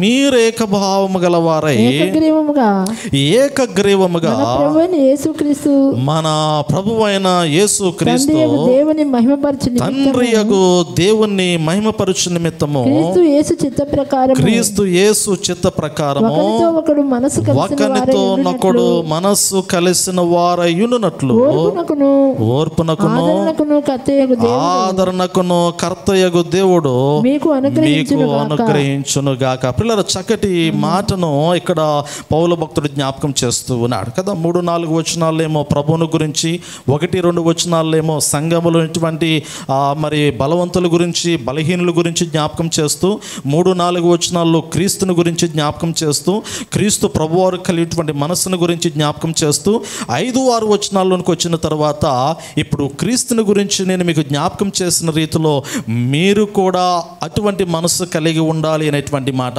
ఫిలిప్పీయులకు రాసిన పత్రిక 2వ అధ్యాయము 9వ వచనంలో అంటాడు కదా, క్రీస్తు యేసునకు కలిగిన ఈ మనస్సును మీరును కలిగి ఉండు అంటాడు కదా. క్రీస్తు రక్తములో కడగబడినటువంటి వారు, క్రీస్తు రక్తములో కడగబడినటువంటి వారు ఎటువంటి మనస్సు కలిగి ఉంటారు అంటే యేసు ప్రభువారు కలిగినటువంటి మనస్సును కలిగి ఉంటారు. క్రీస్తు యేసు కలిగినటువంటి మనస్సును కలిగి ఉంటారు. అందుకే ఇక్కడ సంఘానికి జ్ఞాపకం చేస్తూ ఉన్నాడు కదా, మీరు కూడా అంటాడు యేసు ప్రభువారి చిత్తాన్ని నెరవేర్చినట్లు, దేవుని చిత్తాన్ని నెరవేర్చినట్లు, దేవుని ఉద్దేశాన్ని నెరవేర్చినట్లు మీరందరూ కూడా ఏకభావము కలిగినటువంటి వారే అంటాడు కదా. ఎంత చక్కటి మాట. 5వ వచనము, మీరు ఏకభావము గలవారై ఏకగ్రీవముగా అంటాడు. ఏకగ్రీవముగా అంటే ఫుట్నోట్లో ఒక మాట రాయబడింది, ఒక్క నోటితో కదా కదా. మనిషికి ఒక నోరు ఉంటుంది, కానీ పౌలు భక్తుడు అంటాడు కదా, మనుషులు ఎంతమంది అయినా ఉన్నాయి కానీ నోరు ఒకటే ఉండాలంటాడు. ఇది సాధ్యమా? పొరపాటును కూడా సాధ్యం కాదు కదా. మనుషులు ఎంతమంది అయినా ఉన్నాయి కానీ నోరు ఒక్కటే ఉండాలి, వాయిస్ ఒక్కటే ఉండాలి. కానీ మనిషికి నోరు ఉంది కాబట్టి ఒక్కొక్కడు ఒక్కొక్క రకంగా మాట్లాడుతూ ఉంటాడు, ఒక్కొక్కరు వాయిస్ ఒక్కొక్క రకంగా ఉంటుంది. దేవుని దగ్గరకు వచ్చినప్పుడు, దేవునితో ఉన్నప్పుడు, దేవునితో నడుస్తూ ఉన్నప్పుడు శరీరం ఒక్కటై ఉన్నది, ఆత్మ ఒక్కడై ఉన్నాడు, రక్షకుడు ఒక్కడై ఉన్నాడు, విమోచకుడు ఒక్కడై ఉన్నాడు, రాజ్యం ఒక్కటై ఉన్నది. అలాగే దేవుని బిడ్డలు ఏక శరీరమై ఉన్నారు. వారి ఆలోచన ఒక్కటై ఉండాలి, వారి నడవడిక ఒకటై ఉండాలి, వారి మనస్సు ఒకటై ఉండాలి. వారు ఎలాంటి భావము కలిగి ఉండాలి అంటే మీరు ఏక భావము గలవారై ఉండాలి. ఏకగ్రీవముగా మన ప్రభువైన యేసు క్రీస్తు తండ్రియగు దేవుని మహిమపరచు నిమిత్తము క్రీస్తు యేసు చిత్త ప్రకారము ఒకనితో నొకడు మనస్సు కలిసిన వారై అంటాడు. ఒకనితో నొకడు మనస్సు కలిసిన వారై ఉండుడి అనేటువంటి మాట జ్ఞాపకం చేయబడుతూ ఉంది. నిజమే పిల్లరా, ఈరోజు మనస్సు కలిసి ఉండగలిగినట్లయితే చాలా శ్రేష్టమైనటువంటి ఆశీర్వాదాలు ఉంటాయి.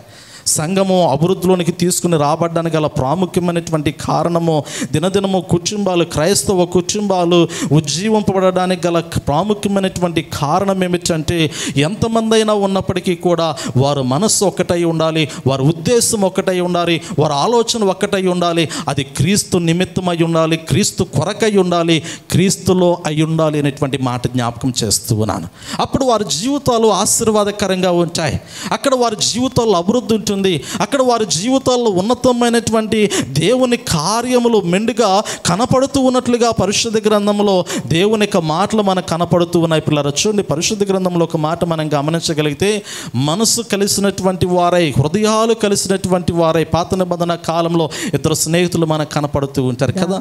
మొదటి సమూయేలు గ్రంథాన్ని మనం గమనించినప్పుడు 18వ అధ్యాయము అక్కడ యోనాతాను గురించి, దావీదు గురించి మనకు కనపడుతూ ఉంటుంది. ఆ దావీదు, సౌలు ఇరువురు కూడా సంభాషించుకునేటువంటి సమయంలో వారు సంభాషణ అంతా కూడా అయిపోయిన తరువాత చక్కటి మాట ఇక్కడ మనకి తెలియపరచబడుతూ ఉంటుంది. వారిరువురు సమకాలికులుగా ఉన్నటువంటి వారు. దావీదు కానీ యోనాతాను కానీ సమవుజ్జీ కలిగినటువంటి వారు. అంటే ఇక్కడ సౌలు కుమారుడు యోనాతాను అయినప్పటికీ కూడా వారు వయసు రీత్యా మనం గమనించిన, ఆలోచనల రీత్యా గమనించిన, వారి తలంపుల రీత్యా గమనించినా కానీ ఆ జ్ఞాపకం చేయబడుతున్నటువంటి మాట ఏమిటంటే పరస్పరము ప్రకారము కూడా వారి యొక్క హృదయాలు కలిసినటువంటి వారై ఆలోచన కలిగి ఉన్నట్లుగా వాక్యంలో మనకు కనపడుతుంది కదా. ఒకసారి చూడండి. దావీదు సౌలుతో మాట్లాడుట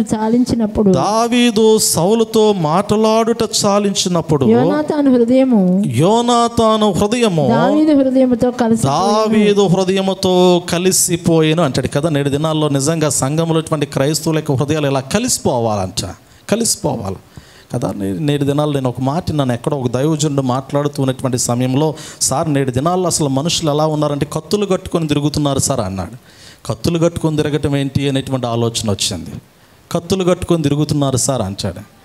కత్తులు కట్టుకొని తిరుగుతున్నాం ఏంటి అనేటువంటి ఆలోచన మనసులోనికి వచ్చినప్పుడు ఒకరికి ఒకరు దగ్గరికి రాకున్నట్లు ఈ భుజానికి ఒక పొడవైన కత్తి, ఈ భుజానికి ఒక పొడవైన కత్తి కట్టుకొని అలా తిరుగుతూ ఉన్నారంట. ఒకవేళ పొరపాటున వారి దగ్గరికి వస్తే ఈ కత్తి అతను కోసుకుంటుంది, ఆ కత్తి ఇతను కోసుకుంటుంది. కత్తులు కట్టుకొని తిరుగుతూ ఉన్నారు. వారు అక్కడక్కడే తిరుగుతూ ఉన్నారు. కానీ వారి ఆలోచన విధానం ఎలా ఉందంటే, వారి నడవడిక శైలి ఎలా ఉందంటే, వారు కత్తులు కట్టుకొని తిరుగుతున్నటువంటి స్వభావం కనపడుతూ ఉంది. దగ్గరికి రావటానికి లేదు, హత్తుకోవడానికి లేదు, మనసు కలిసిన వారై ఉండటానికి లేదు, హృదయాలు కలిసిన వారై ఉండటానికి లేదు. ఎక్కడ తిరిగినా ఎంత మాత్రం తిరిగినా అక్కడక్కడే తిరుగుతూ ఉంటారు. కానీ ఒక డిస్టెన్స్ అనేటువంటిది మెయింటైన్ చేయబడుతూ ఉంది. ఎందుకంటే ఈ కత్తి ఆ భుజానికి తగలకూడదు, ఆ భుజానికి ఉన్నటువంటి కత్తి ఈ భుజానికి తగలకూడదు. రెండింటి మధ్య గ్యాప్ ఉండాల్సిందే. ఒకవేళ దగ్గరకు వస్తే వారు కత్తులు కట్టుకుని ఉన్నారు కాబట్టి ఈ చేతుకున్నటువంటి కత్తి ఆ చేతికి తగిలేటువంటి ప్రమాదం ఉన్నది. జాగ్రత్తలు అన్నమాట కదా. జాగ్రత్తలు అనేటువంటివి నేటి దినాల్లో పొరపాటున ఎక్కడైనా ఏదైనా ఒక కత్తి మనకు తగులుతుందేమో అనేటువంటి జాగ్రత్త చేత ఆ కత్తి మనకు తగలకుండా ఉండటానికి ఎందుకైనా మంచిదని ముందుగానే దూరంగా ఉండటం అనేది చాలా మంచిది అనేటువంటి ఒక ఆలోచనతో చాలామంది డిస్టెన్స్ మెయింటైన్ చేయడానికి ఇష్టపడుతూ ఉంటారు, దూరంగా ఉండటానికి ఇష్టపడుతూ ఉంటారు. కానీ అసలు ఆ కత్తులు లేకుండా ఉండటానికి ప్రయత్నం వచ్చారు. అరే ఈ కత్తే లేకపోయినట్లయితే, ఈ కత్తితో కూడినటువంటి స్వభావమే లేకపోయినట్లయితే కలిసి ఉండగలిగినటువంటి మనసు ఉంటుంది కదా, కలిసి జీవించగలిగినటువంటి మనసు ఉంటుంది కదా. ఏక హృదయము, ఏక ఆలోచన, ఏక అభిప్రాయం అనేటువంటిది హృదయాంతరంగంలోనికి తీసుకుని రాబడుతూ ఉంటాయి కదా.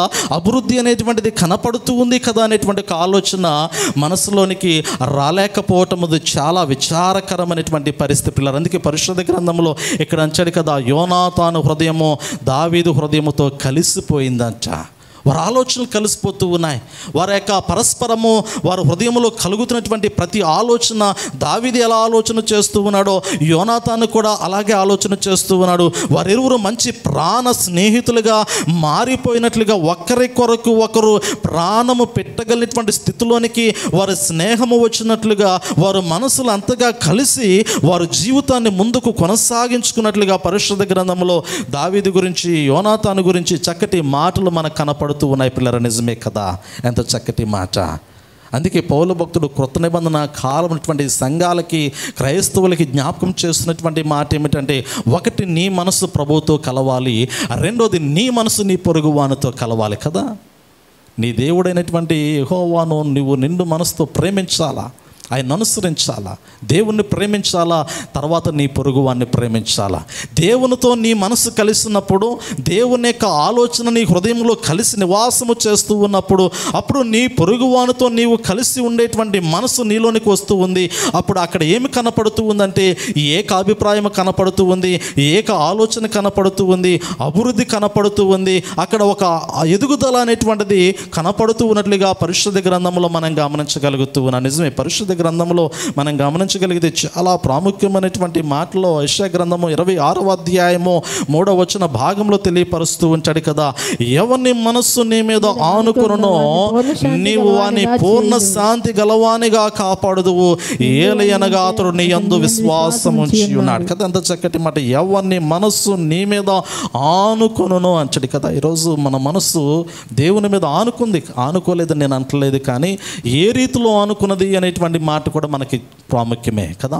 మనము దేవుణ్ణి హత్తుకుంటూ ఉన్నాం, మనము దేవుణ్ణి ఆనుకుంటూ ఉన్నాం, మనము దేవుని మీద ఆనుకోవటం అంటే ఆధారపడుతూ ఉన్నాము. కానీ ఏ స్థితిలో మనం ఆధారపడుతూ ఉన్నాం, ఎటువంటి పరిస్థితుల్లో ఆధారపడుతూ ఉన్నాం, వేటి నిమిత్తం ఆధారపడుతూ ఉన్నాం అనేటువంటిది కూడా ఒక్కసారి మన హృదయాంతరంగంలోనికి మనం పరిశీలన చేసుకోవాల్సినటువంటి ఆవశ్యకత కూడా ఉన్నట్లుగా నేను మీకు జ్ఞాపకం చేస్తూ ఉన్నాను. నిజమే పిల్లరా, మనము దేవుణ్ణి హత్తుకోవాలి. యోనాతాను హృదయము దావీదు హృదయము ఎలా కలిసిపోతూ ఉన్నాయో, మన కొరకు ప్రాణము పెట్టినటువంటి మన విమోచకుడైనటువంటి ప్రభు వారితో మనం అలా కలిసిపోవాలి. అలా కలవగలిగినటువంటి సమయంలోనే, అలా కలవగలిగినటువంటి స్థితిలోనే మనము మనస వాచ ఆయన స్తుతించడానికి, ఆయన ఆరాధించడానికి, ఆయన వెంబడించడానికి మనం ఇష్టపడుతూ ఉంటాం. మన మనసు ప్రభుతో కలవకపోతే ఆయనతో గడపడానికి మనం ఇష్టపడలేం. ఆయనతో మనము సమయాన్ని వెచ్చించడానికి ఇష్టపడలేము. ఆయన యొక్క అడుగు చాడల్లో మన యొక్క అడుగులు వేయటానికి మనం ఇష్టపడలేము. పిల్లలు నిజమే కదా. మనసు కలిస్తే మనం ఎందాకైనా వెళతాం, అవునా కాదా? ఒక ప్రియులు ఉన్నారనుకోండి, ఆ ప్రియుడి కొరకు ప్రియులు ఎక్కడ దాకైనా వెళ్తుంది, ప్రియురాల కొరకు ప్రియుడు కూడా ఎక్కడ దాకైనా వెళ్తారు. ఎందుకంటే వారు యొక్క మనస్సులు కలిసిపోతున్నాయి కాబట్టి. వారు ఎక్కడ దాకా వెళ్తారంటే సముద్రపు అంచుల వరకు వెళ్ళమన్నా వెళ్ళిపోతారు, కొండ అంచుల వరకు వెళ్ళమన్నా వెళ్ళిపోతారు, దూకమన్నా దూకే స్థితిలోనికి వెళ్ళిపోతారు. ఎక్కడ దాకా వెళ్తారంటే ఎక్కడికైనా వెళ్ళమంటే వాళ్ళు అక్కడ దాకా వెళ్ళిపోతారు. ఎందుకంటే ఆ మనసులు అలా కలిసి అట్లా వెళ్ళిపోతావు ఉంటాయి, గాలికి వెళ్ళిపోతావు ఉంటాయి. కానీ మన మనసు, రక్షించబడినటువంటి క్రైస్తవ విశ్వాసుల యొక్క మనసు నిజంగా రక్షకుడైనటువంటి విమోచకుడైనటువంటి వానితో కలిసి అడుగులు వేయగలిగితే చాలా సంతోషకరమే, చాలా ఆనందకరమే. అలాంటి సమయంలో పిల్లరా వారు నిత్యము పరవశిస్తూ ఉంటారు. వారు పరవశంలో ప్రభుతో ఆ గడపడానికి ఇష్టపడుతూ ఉన్నట్లుగా పరిశుద్ధ గ్రంథంలో పౌలు భక్తుడు సంఘానికి జ్ఞాపకం చేస్తూ ఉన్నాడు. పిల్లరా అటువంటి వారు మనసు కలిసినటువంటి వారి సహవాసాన్ని లోకంలో ముందుకు కొనసాగిస్తూ ఉంచారు. పరిశుద్ధ గ్రంథంలో ఇశ్రాయేలు యొక్క జీవితాల్లో దేవుడు ఈ మాట జ్ఞాపకం చేస్తూ ఉన్నాడు. పిల్లరా ఆ మనస్సు వారికి ఉండిన మేలు అనేటువంటి మాట, అంటే దేవుని ఎరిగినటువంటి మనసు, దేవుని ఆజ్ఞకు లోబడినటువంటి మనసు వారికి ఉండిన మేలు అనేటువంటి మాట. ద్వితీయోపదేశకాండం 5వ అధ్యాయము 29వ వచనంలో ఈ మాట రాయబడింది. పిల్లరా చూడండి, ఒక్కసారి చదవండి అమ్మా మాట కూడా. ద్వితీయోపదేశకాండము వారు చెప్పినదంతయు మంచిదే, వారికి వాని సంతానమునకును నిత్యమును క్షేమము కలుగునట్లు, వారికి వారి సంతానమునకు నిత్యము క్షేమము కలుగునట్లు వారు నా యందు భయభక్తులు కలిగి ఆజ్ఞలన్నిటిని అనుసరించు నా ఆజ్ఞలన్నిటిని అనుసరించు మనసు వారికి ఉండిన మేలు అంటాడు కదా. ఇక్కడ జ్ఞాపకం చేయబడుతున్నటువంటి మాట మోషే భక్తుని ద్వారా ఇశ్రాయేలుకి తెలియపరుస్తున్నటువంటి మాట, వారికి వారి సంతానమునకును నిత్యమును క్షేమము కలుగునట్లు అంటాడు. నిత్యము క్షేమము కలుగునట్లు వారు నా యందు భయభక్తులు కలిగి నా ఆజ్ఞలన్నిటినీ అనుసరించు మనసు వారికి నా మేలు అంటాడు కదా. 1 భయభక్తులు అంటాడు, 2 అనుసరించడం అంటాడు, 3 క్షేమం అంటాడు. చాలా విషయాలు మనకి ఇక్కడ జ్ఞాపకం చేయబడుతూ ఉన్నాయి. నేటి దినాల్లో భౌతికపరమైనటువంటి క్షేమం ఉన్నది, కానీ మన యొక్క ఆత్మ పరలోకములో నివసించగలిగినటువంటి క్షేమకరమైనటువంటి స్థితిలో భయభక్తులు కలిగి ఆజ్ఞలను అనుసరించి దేవుని వెంబడించగలిగినటువంటి మనసు ఉంటే ఎంతో సంతోషకరమే కదా. చక్కటి పాట మనందరికీ తెలుసు.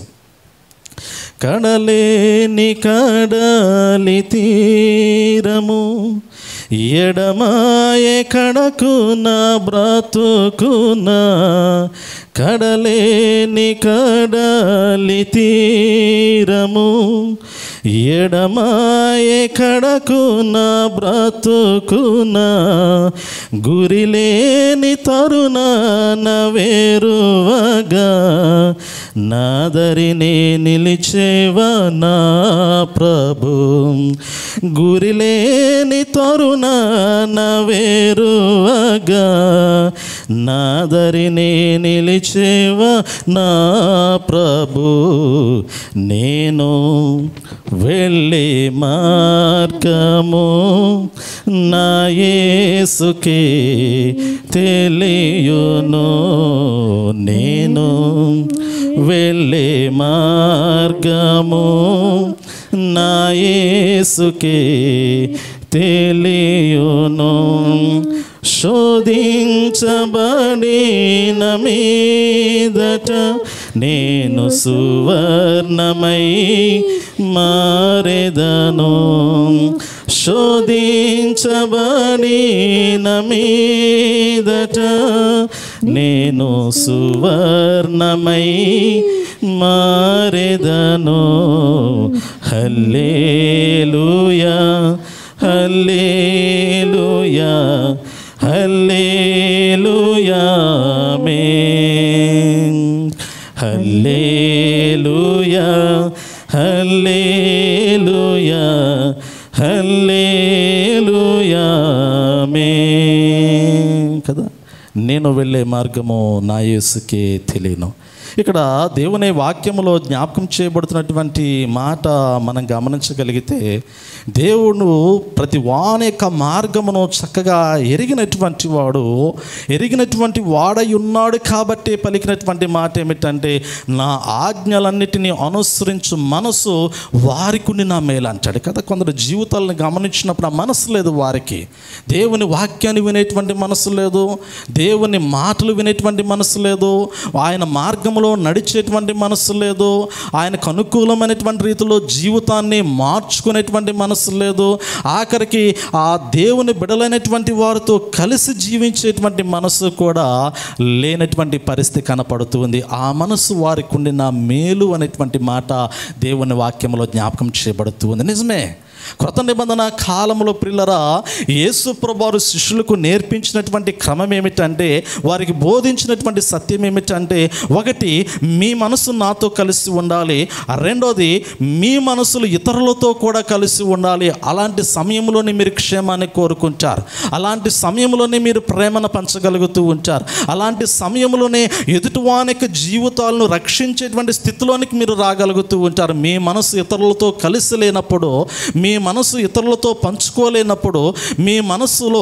ఇతరులకు చోటు లేనటువంటి క్రమంలో మీరు ఇతరుల క్షేమాన్ని కోరుకోలేరు, ఇతరుల యొక్క జీవితాల్లో అభివృద్ధిని కూడా మీరు కోరుకోలేరు. నిజమే కదా. మన యొక్క మనసుల్లో ఇతరులు గూర్చినటువంటి క్షేమకరమైనటువంటి ఆలోచన కలిగి ఉండాలి. అటువంటి ఆలోచన లేనటువంటి వాని యొక్క జీవితము ప్రియులారా దేవునికి దూరంగా ఉన్నటువంటి జీవితమే. దేవునితో ఆ మనస్సు లేనటువంటి, దేవుని కలిగినటువంటి మనస్సు లేనటువంటి జీవితం అనేటువంటి మాట జ్ఞాపకం చేస్తూ ఉన్నాను. దేవుని దగ్గర ఉన్నంత మాత్రాన మనసు దేవునితో కలిసి ఉంటుందా? ఉండదు.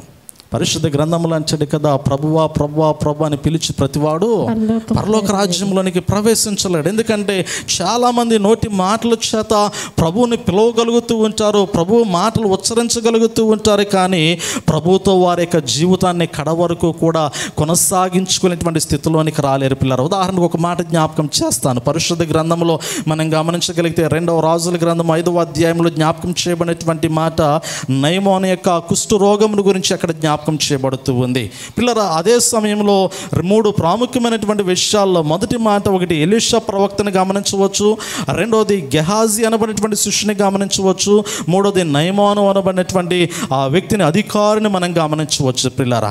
బలహీనమైనటువంటి స్థితిలో, అంటే కుష్టు రోగముతో ఉన్నటువంటి ఈ నయమాను అనబడినటువంటి అధికారి స్వస్థత కొరకు ఆశ్రయించబడ్డాడు, విడుదల కొరకు ప్రవక్తని దగ్గరకు వచ్చి ఉన్నాడు. ఆ ప్రవక్త యొక్క మాట ప్రకారంగా అతడు స్వస్థత నుండి తిరిగి వెళుచున్నటువంటి క్రమంలో 7 పర్యాయములు నీటిలో మునిగి లేచినటువంటి సమయంలో తన దేహము పసిపిల్లవాని వాళ్ళ యొక్క దేహముగా మార్చబడినటువంటి క్రమంలో అతడు తిరిగి వెళుతూ ఉన్నటువంటి క్రమంలో సిరియా సైన్యాధిపతి అనేటువంటి నయమాను యొక్క జీవితం మనకు కనపడుతూ ఉంది. తిరిగి వెళ్ళిపోతూ ఉన్నాడు. వెళ్ళిపోవడానికి మునుపు జరిగినటువంటి సంఘటన మనం గమనించగలిగితే పిల్లరా, 2వ రాజుల గ్రంథము 5వ అధ్యాయంలో ఒక చక్కటి మాటను ఈ సమయంలో నేను మీకు జ్ఞాపకం చేస్తాను. చూడండి, అప్పుడు అతడు 15వ వచనము, అప్పుడు అతడు తన పరివారముతో కూడా దైవజనుని దగ్గరకు తిరిగి వచ్చి అతని ముందర నిలిచి, దైవజనుని దగ్గరికి తిరిగి వచ్చి అతని ముందర నిలిచి, చిత్తగించుము, ఇశ్రాయేలులోనున్న దేవుడు తప్ప లోకమందంతటా దేవుడు లేడని మరి యొక్క దేవుడు లేడని నేను ఎరుగుదును. ఇప్పుడు నీవు నీ దాసుడైన నా యొద్ద బహుమానము తీసుకునవలసినదని అతనితో చెప్పగా, ఎలీషా ఎవని సన్నిధిని నేను నిలవబడి ఉన్నాను, ఇశ్రాయేలు దేవుడైన ఆ యెహోవా జీవముతోడు నేనేమియు తీసుకొనని అని చెప్పిన పిల్లరొచ్చుని ఇక్కడ జ్ఞాపకం చేయబడుతూ ఉంది. ఎంత చక్కటి మాట, ఎంత చక్కటి మాట. నయమాను అతన్ని ఎంత బతిమాలినను అతడు ఒప్పకపోయాను అనేటువంటి మాట. ఎంత బతిమాలినా కానీ అంటాడు. అందుకే ఆ చివరి మాటలు అది రాస్తూ, ఎంత నయమాని ఎంత బతిమాలినా కానీ అతడు ఒప్పుకొనలేదు అనేటువంటి మాట. నేడు దినాల్లో ఎవరైనా మనల్ని కొంచెం ఒక్కసారి అలా అంటే ఏదో మాట వరుసకి ముందుకి కొంచెం అటు తల పక్కకి తిప్పుతామేమో, తిప్పిన వెంటనే లోపల ఉంటుంది కోరిక, మళ్ళీ అడిగితే బాగుండు అనేటువంటి మాట కదా. ఎందుకంటే ఒక పక్క తీసుకోవాలనేటువంటి ఆలోచన ఉంటుంది, ఏదో మొహమాటం కొద్ది అడిగిన వెంటనే తీసుకుంటే ఏమనుకుంటారని ఆ ముందు మాట వరుసగా వద్దొద్దులే అనుకుంటూ ఉంటాం, ఆ వద్దొద్దులే అంటాము. అలా పక్కన తిరిగిన తర్వాత లోపల ఆలోచన అంటే అరే అనవసరంగా వద్దన్నానా, తీసుకుంటే బాగుండేదేమో, రకరకాలటువంటి ఆలోచనలు కలుగుతూ ఉంటాయి. మళ్ళీ పిలుస్తాడో లేదో, మళ్ళీ ఇస్తాడో లేదో అనేటువంటి ఆలోచనలు కలుగుతూ ఉంటాయి. రెండోసారి అతడు పిలిచిన వెంటనే గౌక్కుని తిరిగి ఎంతో సంతోషంగా తీసుకునేటువంటి పరిస్థితులు కనపడుతూ ఉంటాయి. ఇది లోకంలో ఉన్నటువంటి మానవ జీవితంలో ఉన్నటువంటి సహజ సిద్ధమైనటువంటి నైజము పిల్లలు మనం గమనించగలిగితే, ఇక్కడ దేవుని యొక్క వాక్యంలో దైవజనుడైనటువంటి ఎలీషా ప్రవక్త యొక్క జీవితాన్ని గమనించినటువంటి సమయంలో అతడు నయమాను స్వస్థత నొందిన తరువాత విలువైనటువంటి కానుకలు సమర్పించేటువంటి సమయంలో వాటిని తృణీకరిస్తూ ఉన్నాడు, వాటిని తిరస్కరిస్తూ ఉన్నాడు. తిరస్కరించినటువంటి సమయంలో బతిమాలినా కానీ ఏ మాట అయితే మొదటిగా పలుకుతూ ఉన్నాడో అదే మాట కట్టుబడి ఉన్నట్లుగా మనం చూడగలుగుతూ ఉన్నాం. బతిమాలి తర్వాత నయమాను తిరిగి వెళ్ళిపోతున్నటువంటి సమయంలో మనందరికీ తెలిసినటువంటి శ్రేష్టమైనటువంటి వాక్య భాగమే, అతని యొద్ద పరిచారకుడిగా ఉన్నటువంటి వాడు, అతని యొద్ద దాసుడిగా ఉన్నటువంటి వాడు, ప్రవక్త దగ్గర దాసుడిగా ఉన్నటువంటి వాడు గెహాజీ యొక్క జీవితాన్ని గమనించగలిగితే వీరిరువురు అనేకమైనటువంటి సంవత్సరాల నుంచి సహవాసములో కొనసాగుతూ ఉన్నటువంటి వారు కదా. గెహాజీ ఏదో అప్పటికప్పుడే ఆ క్షణంలోనే ఆ ఎలీషా ప్రవక్త దగ్గర శిష్యరికము చేయడానికి రాలేదు, పరిచారకుడిగా ఉండటానికి రాలేదు. కానీ అంతకు ముందు ఎప్పటి నుంచో ఎలీషా ప్రవక్త దగ్గర పరిచారకుడిగా ఉన్నటువంటి వాడు, దాసుడిగా ఉన్నటువంటి వాడు. ఎలీషా ప్రవక్త యొక్క మనస్సు ఏమిటో గెహాజీకి తెలిసి ఉండాలి కదా, గెహాజీ ఎరుగై ఉండాలి.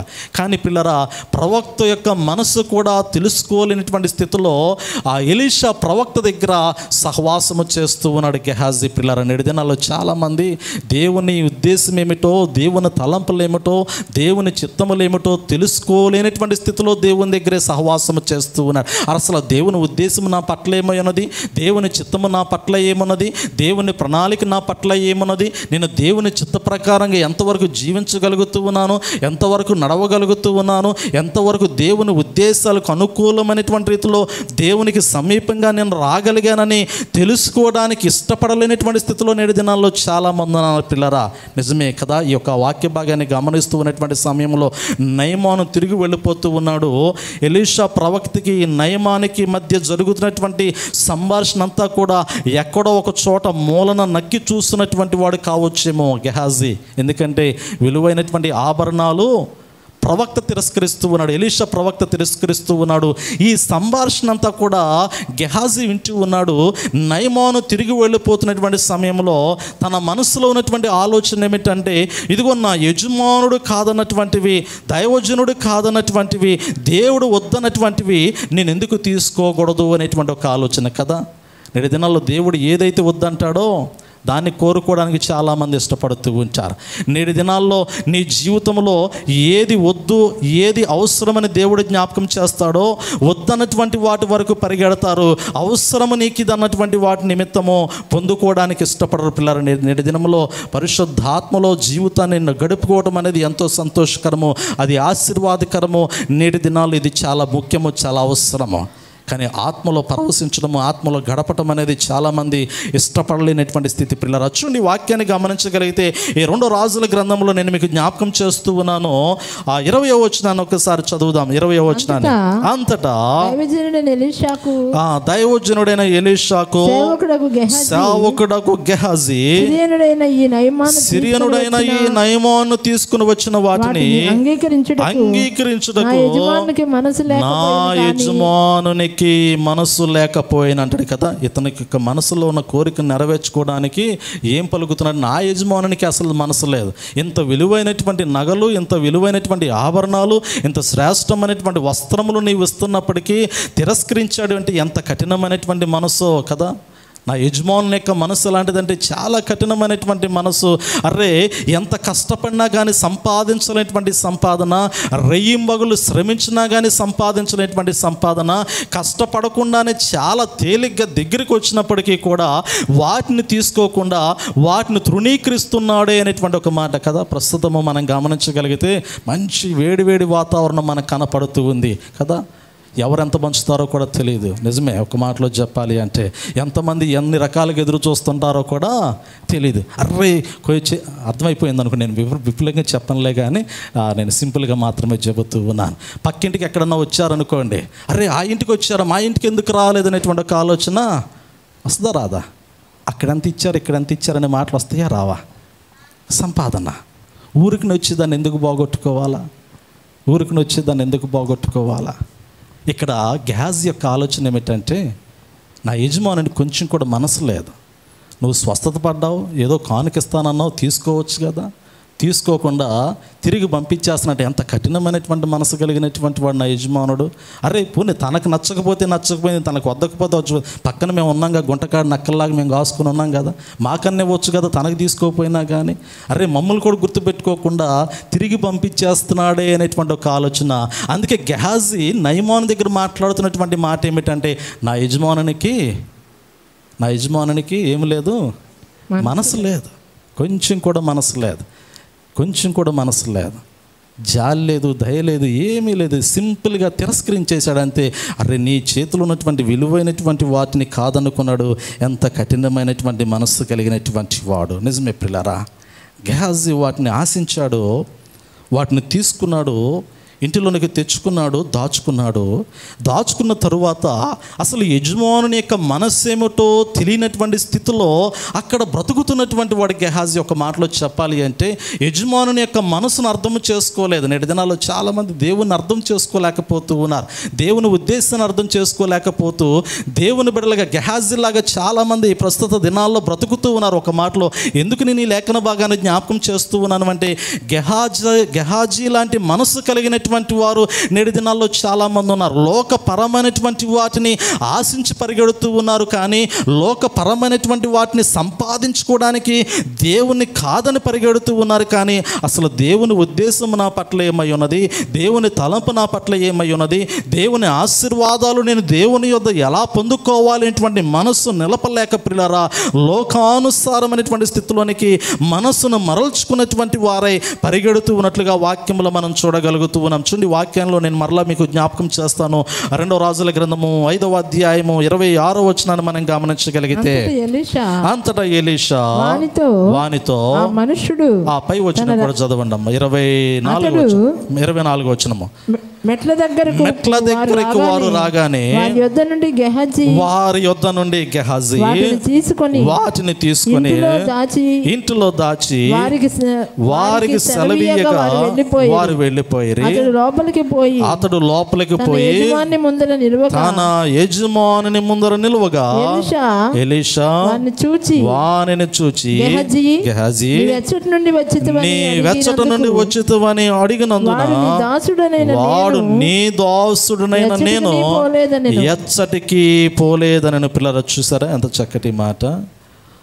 ఒకసారి ఒక తప్పు చేస్తే ఆ తప్పుని కప్పిపుచ్చుకోవడానికి అబద్ధం ఆడాలా కదా, అబద్ధం ఆడాల్సిందే. ఒక్కసారి అబద్ధం ఆడితే ఆ అబద్ధాన్ని నిజం చేసుకోవడానికి మరలా అబద్ధం ఆడాలా. ఒక్కసారి తప్పు చేస్తే చేసిన తప్పును కవర్ చేసుకోవడానికి అబద్ధం ఆడాలా, అబద్ధాన్ని నిజం చేయటానికి మరలా అబద్ధం మీద అబద్ధము ఆడుతూనే ఉండాలి. వాడు బ్రతికినంతకాలం ఇంకా ఆ అబద్ధాలు ఆడుతూనే బ్రతకాల.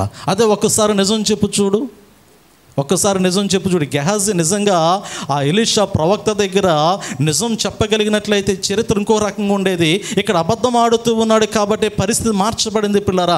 నిజంగా అందుకే ఇక్కడ అంచాడు కదా, అతడు సత్యాన్ని చెప్పగలిగినట్లయితే, ఒప్పుకోగలిగినట్లయితే, ఇదిగో అయ్యా నేను ఆ నయమాను యొద్దకు వెళ్ళి ఉన్నాను, నువ్వు కాదన్నావు కదా, ఆ నయమాను నిన్ను అడుగుతూ ఉన్నటువంటి సమయంలో నీవు వద్దన్నావు కదా, నాకు అవసరమయ్యాయి, నా కుటుంబ పరిస్థితులను బట్టి, నాకున్న ఇబ్బందులను బట్టి అది నాకుంటే బాగుండు అనుకున్నాను, నేను వాటిని ఆశించి వెళ్ళి తీసుకుని వచ్చాను, నా ఇంట్లో దాచుకున్నాను అడగక మునిపే చెప్పగలిగినట్లయితే చరిత్ర ఇంకొక రకంగా ఉండేది, పరిస్థితి ఇంకొక రకంగా ఉండేది. ఇక్కడ వాక్యం మరొక రీతిలో వ్రాయబడి ఉండి యథార్థత కలిగినటువంటి వాడు గెహాజీ అని ఒప్పుకునేటువంటి వాడు కదా.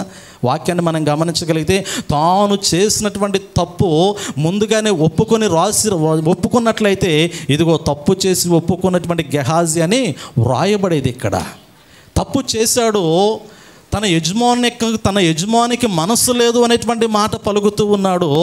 మూడోది, నువ్వు ఎక్కడికి వెళ్ళావు అని అడుగుతూ ఉన్నటువంటి సమయంలో నేను ఎక్కడికి వెళ్ళాను, ఇక్కడే ఉన్నాను, నీవు నన్ను గుర్తించలేదు అనేటువంటి ఆలోచన జ్ఞాపకం చేస్తూ ఉన్నాడు. నేను ఇక్కడే ఉన్నాను కదా, నేను ఎక్కడికి వెళ్ళాను, నేను ఎక్కడికి వెళ్ళలేదని బొంకటం ప్రారంభిస్తూ ఉన్నాడు, అబద్ధం ఆడటం ప్రారంభిస్తూ ఉన్నాడు. పిల్లరా, ఎలీషా ప్రవక్త అంటాడు కదా, నా మనసు నీతో, చూడ వాక్యాన్ని మనం గమనించగలి. అంతటా ఎలీషా వానితో, ఆ మనుష్యుడు తన రథము దిగి నిన్ను ఎదుర్కొన్నటకు తిరిగి వచ్చినప్పుడు నా మనసు నీతో కూడా రాలేదా అనేటువంటి మాట నిజమే కదా. ఈరోజు దేవుని యొక్క మనసు మనతో సంచరించుచూ ఉన్నది అనేటువంటి మాట. మన మనసు దేవునితో కలిసినా కలవకపోయినా కానీ దేవుని యొక్క మనస్సు, దేవుని యొక్క ఆలోచన, దేవుని యొక్క సన్నిధి, దేవుని యొక్క కృప, దేవుని యొక్క తలంపులు నిత్యము మనల్ని వెంటాడుతూనే ఉన్నాయి. ఈరోజు దేవుని ప్రణాళికలు నువ్వు నిలుచుండకపోయినా కానీ దేవుడు తన కృప నీ మీద ఉంచుతూనే ఉన్నాడు.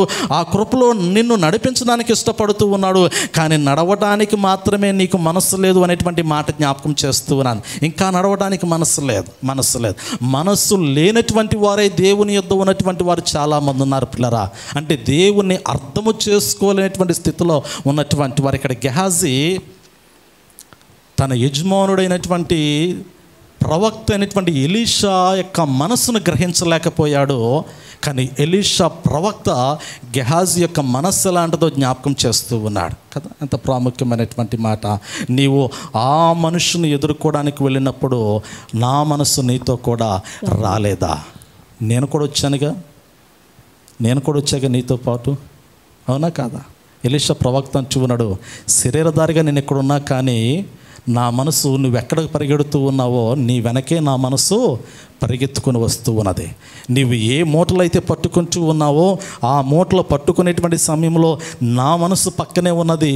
నా మనసు వేదనకి గురవుతూ ఉన్నది. అరే గెహాజీ, ఇంతకాలము నాతో సహవాసము చేస్తూ ఉన్నావే, ఇంతకాలము దేవుని యొక్క మాటలు వింటూ ఉన్నావే, ఇంతకాలము దేవుని ఉద్దేశం ఏమై ఉన్నదో గ్రహించడానికి నీవు మనసు నిలపలేనటువంటి స్థితిలో, ఈ స్థితిలో నీవు ఉన్నావని నా మనసు ఎంతో వేదన పడుతూ ఉన్నది. నీవు ఆ మూటలో పట్టుకునేటువంటి సమయంలో, వాటిని దాచుకునేటువంటి సమయంలో, వాటిని ఆశిస్తూ ఉన్నటువంటి సమయంలో మనసులో వేదన కనపడుతూ ఉంది. నిజమే కదా. ఇక్కడ ఎలీషా ప్రవక్త యొక్క హృదయాంతరంగంలో ఉన్నటువంటి ఆలోచన మనం గమనించగలిగితే, నా మనసు నీతో కూడా వచ్చింది, నా మనసు నీతో కూడా వచ్చింది. ఈరోజు దేవుడు మనల్ని, మన వెనుక నడుస్తున్నటువంటి వాడు, మన ముందు నడుస్తూ ఉన్నటువంటి వాడు, మన ప్రక్కన ఉన్నటువంటి వాడు, మనలో ఉన్నటువంటి వాడు, మన మనస్సు ఏమిటో క్షుణ్ణంగా ఎరిగినటువంటి వాడు. అందుకే దేవుని వాక్యంలో జ్ఞాపకం చేస్తున్నటువంటి మాట, వారు నన్ను అనుసరించడానికి, వారు నా మీద ఆధారపడడానికి, వారికి క్షేమము కలిగినట్లు, వారు నా యందు భయభక్తులు కలిగి నా ఆజ్ఞలు అనుసరించినట్లు వారికి మనస్సు లేదు కదా. ద్వితీయోపదేశకాండంలో దాకా ఆ మాట జ్ఞాపకం చేశాను. నా యందు భయభక్తులు కలిగి ఉండడానికి వారికి మనసు లేదు, నా ఆజ్ఞలు అనుసరించడానికి వారికి మనసు లేదు, వారికి, వారి పిల్లలకి, వారి సంతతికి క్షేమము కలుగునట్లు వారు నాలో జీవించడానికి మనస్సు లేనటువంటి వారై వారు సంచరించుచున్నారు అనేటువంటి మాట పరిశుద్ధ గ్రంథంలో ద్వితీయోపదేశకాండం 5వ అధ్యాయం 29వ వచనంలో జ్ఞాపకం చేయబడుతున్నటువంటి మాట. నిజమే పిల్లరా, ఈరోజు మనం మనసు లేనటువంటి వారమై ఉన్నామా, మనసు కలిసినటువంటి వారమై ఉన్నామా? ఒకసారి మనమే పరిశీలన చేసుకోవాలి. మనం ప్రభువుతో మనసు కలిసిన వారమై ఉన్నట్లయితే దేవుడు నీ క్షేమాన్ని దయచేస్తూ ఉంచాడు. మనస్సు కలిసినటువంటి వారు దేవుని యందు భయభక్తులు కలిగినటువంటి వారై ఉంటారు. దేవుని ఆజ్ఞలకు ప్రథమ స్థానం ఇస్తారు. దేవుని చిత్తం ఏమై ఉన్నదో దాన్ని ఎరిగి నడుస్తున్నటువంటి వారిగా కనపడుతూ ఉంటారు. పిల్లరా, మనస్సు లేనటువంటి వారే, అంటే దేవునితో మనస్సు కలవనటువంటి వారే దేవునికి దూరంగా ఉండడానికి ఇష్టపడుతూ ఉంటారు. నిజమే.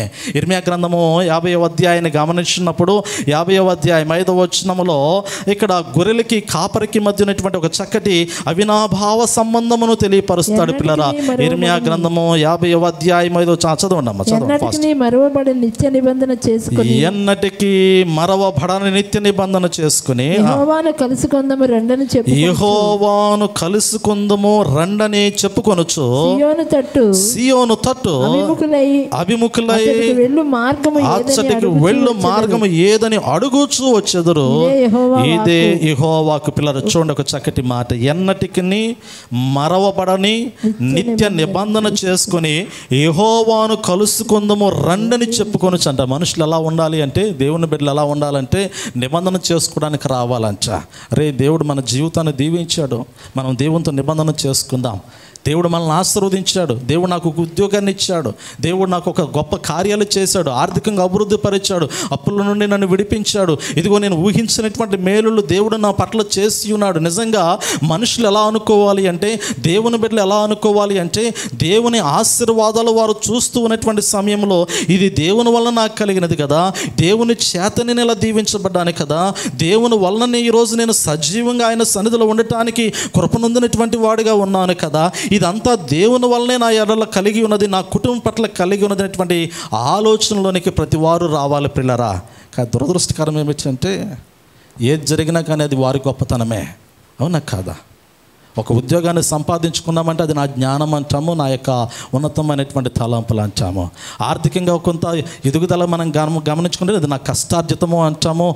లేదంటే ఏదో ఒక్కరోజు స్టార్టింగ్లో కృతజ్ఞత ప్రార్థన కూడికి పెట్టుకొని దేవునికి చెల్లించవలసిన దేవునికి చెల్లించి మరుసటి దినము సొంత జీవితము, సొంత ఆలోచన, సొంత ప్రణాళిక.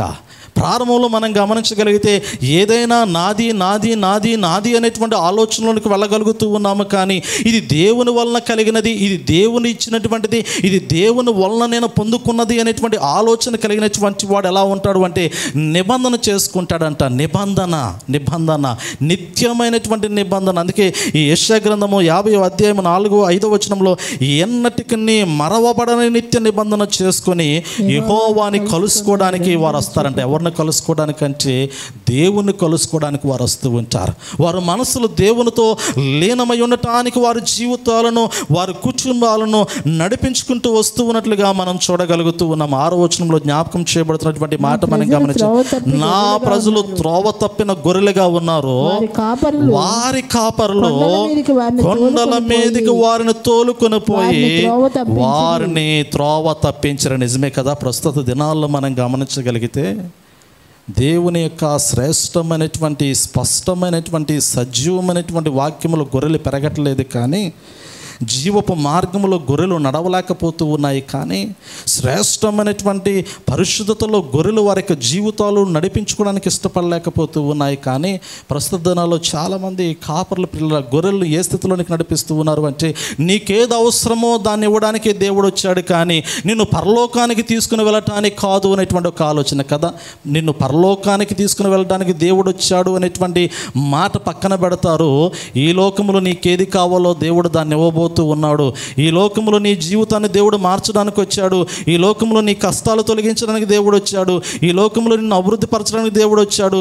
ఈ లోకంలో సమస్తము నీకు ఇవ్వడానికి దేవుడు ఉన్నాడు. ఇదిగో నీవు దేవుణ్ణి ఎలా చూడాలి అంటే, ఈ లోకంలో ఆశీర్వాదాలను ఇచ్చే దేవుడిగా నీవు చూడాలి, కానీ పరసంబంధమైనటువంటి కోణంలో దేవుణ్ణి చూడడానికి ఇష్టపడలేదు, ఆరాధించడానికి ఇష్టపడలేదు. అరే, నా దేవుడు విమోచకుడిగా ఎందుకు ఈ లోకంలోనికి వచ్చాడు అంటే, పాపము నుండి నన్ను విడిపించి పరలోకములోనికి తీసుకుని వెళ్ళడానికి వచ్చాడు, పరిశుద్ధినిగా మార్చడానికి వచ్చాడు, తన ఆత్మచేతను నడిపించడానికి వచ్చాడు, నీతితోనూ న్యాయముతోనూ యథార్థతోనూ సత్యమైనటువంటి జీవపు మార్గంలో నన్ను నడిపించడానికి ప్రభువు నాకు వచ్చాడు అనేటువంటి ఆలోచనలోనికి నేటి దినాల్లో ఉన్నటువంటి వారు రాలేకపోతూ ఉన్నారు. ఆ రీతిలో వారి యొక్క మనస్సులను దేవునికి అనుకూలంగా నడిపించుకోలేకపోతూ ఉన్నారు. నిజమే కదా? ఈరోజు ఆ రీతిలో మనస్సులు నడిపించబడుతూ ఉన్నాయా అంటే నడిపించబడలేకపోతూ ఉన్నాయి కదా. కరోనా దగ్గర నుంచి పరిస్థితులు మార్చబడ్డాయి. గొప్ప గొప్ప వారు సమాజంలో వెలుగులోనికి వచ్చి ఉన్నారు. మనం గమనించగలిగితే టీవీల ద్వారా ఎంతమంది ఎన్ని రకాలుగా బోధలు చేయుచున్నారు అంటే, వారి యొక్క బోధలకు ఆకర్షితులైనటువంటి వారు ఎంతమంది ఉన్నారో. ఎందుకంటే కొన్ని కార్యాలు జరిగించబడుతూ ఉన్నాయి, కొన్ని కార్యాలు జరిగించబడుతూ ఉన్నాయి. కానీ నిజంగా మనం గమనించగలిగితే పిల్లరా, సంఘ సహవాసమునకు దూరం అయిపోయినటువంటి కుటుంబాలు ఎన్నో కదా. సంఘ సహవాసానికి దూరం అయిపోయినటువంటి కుటుంబాలు ఎన్నో. ఎందుకంటే ఆదివారం వచ్చినా కానీ మిగిలినటువంటి రోజుల్లో కానీ టీవీల ముందు కూర్చుని వర్తమానములు విని, గొప్ప గొప్ప వారి యొక్క సందేశములు విని సహవాసముల నుండి బయటకు వెళ్ళిపోయినటువంటి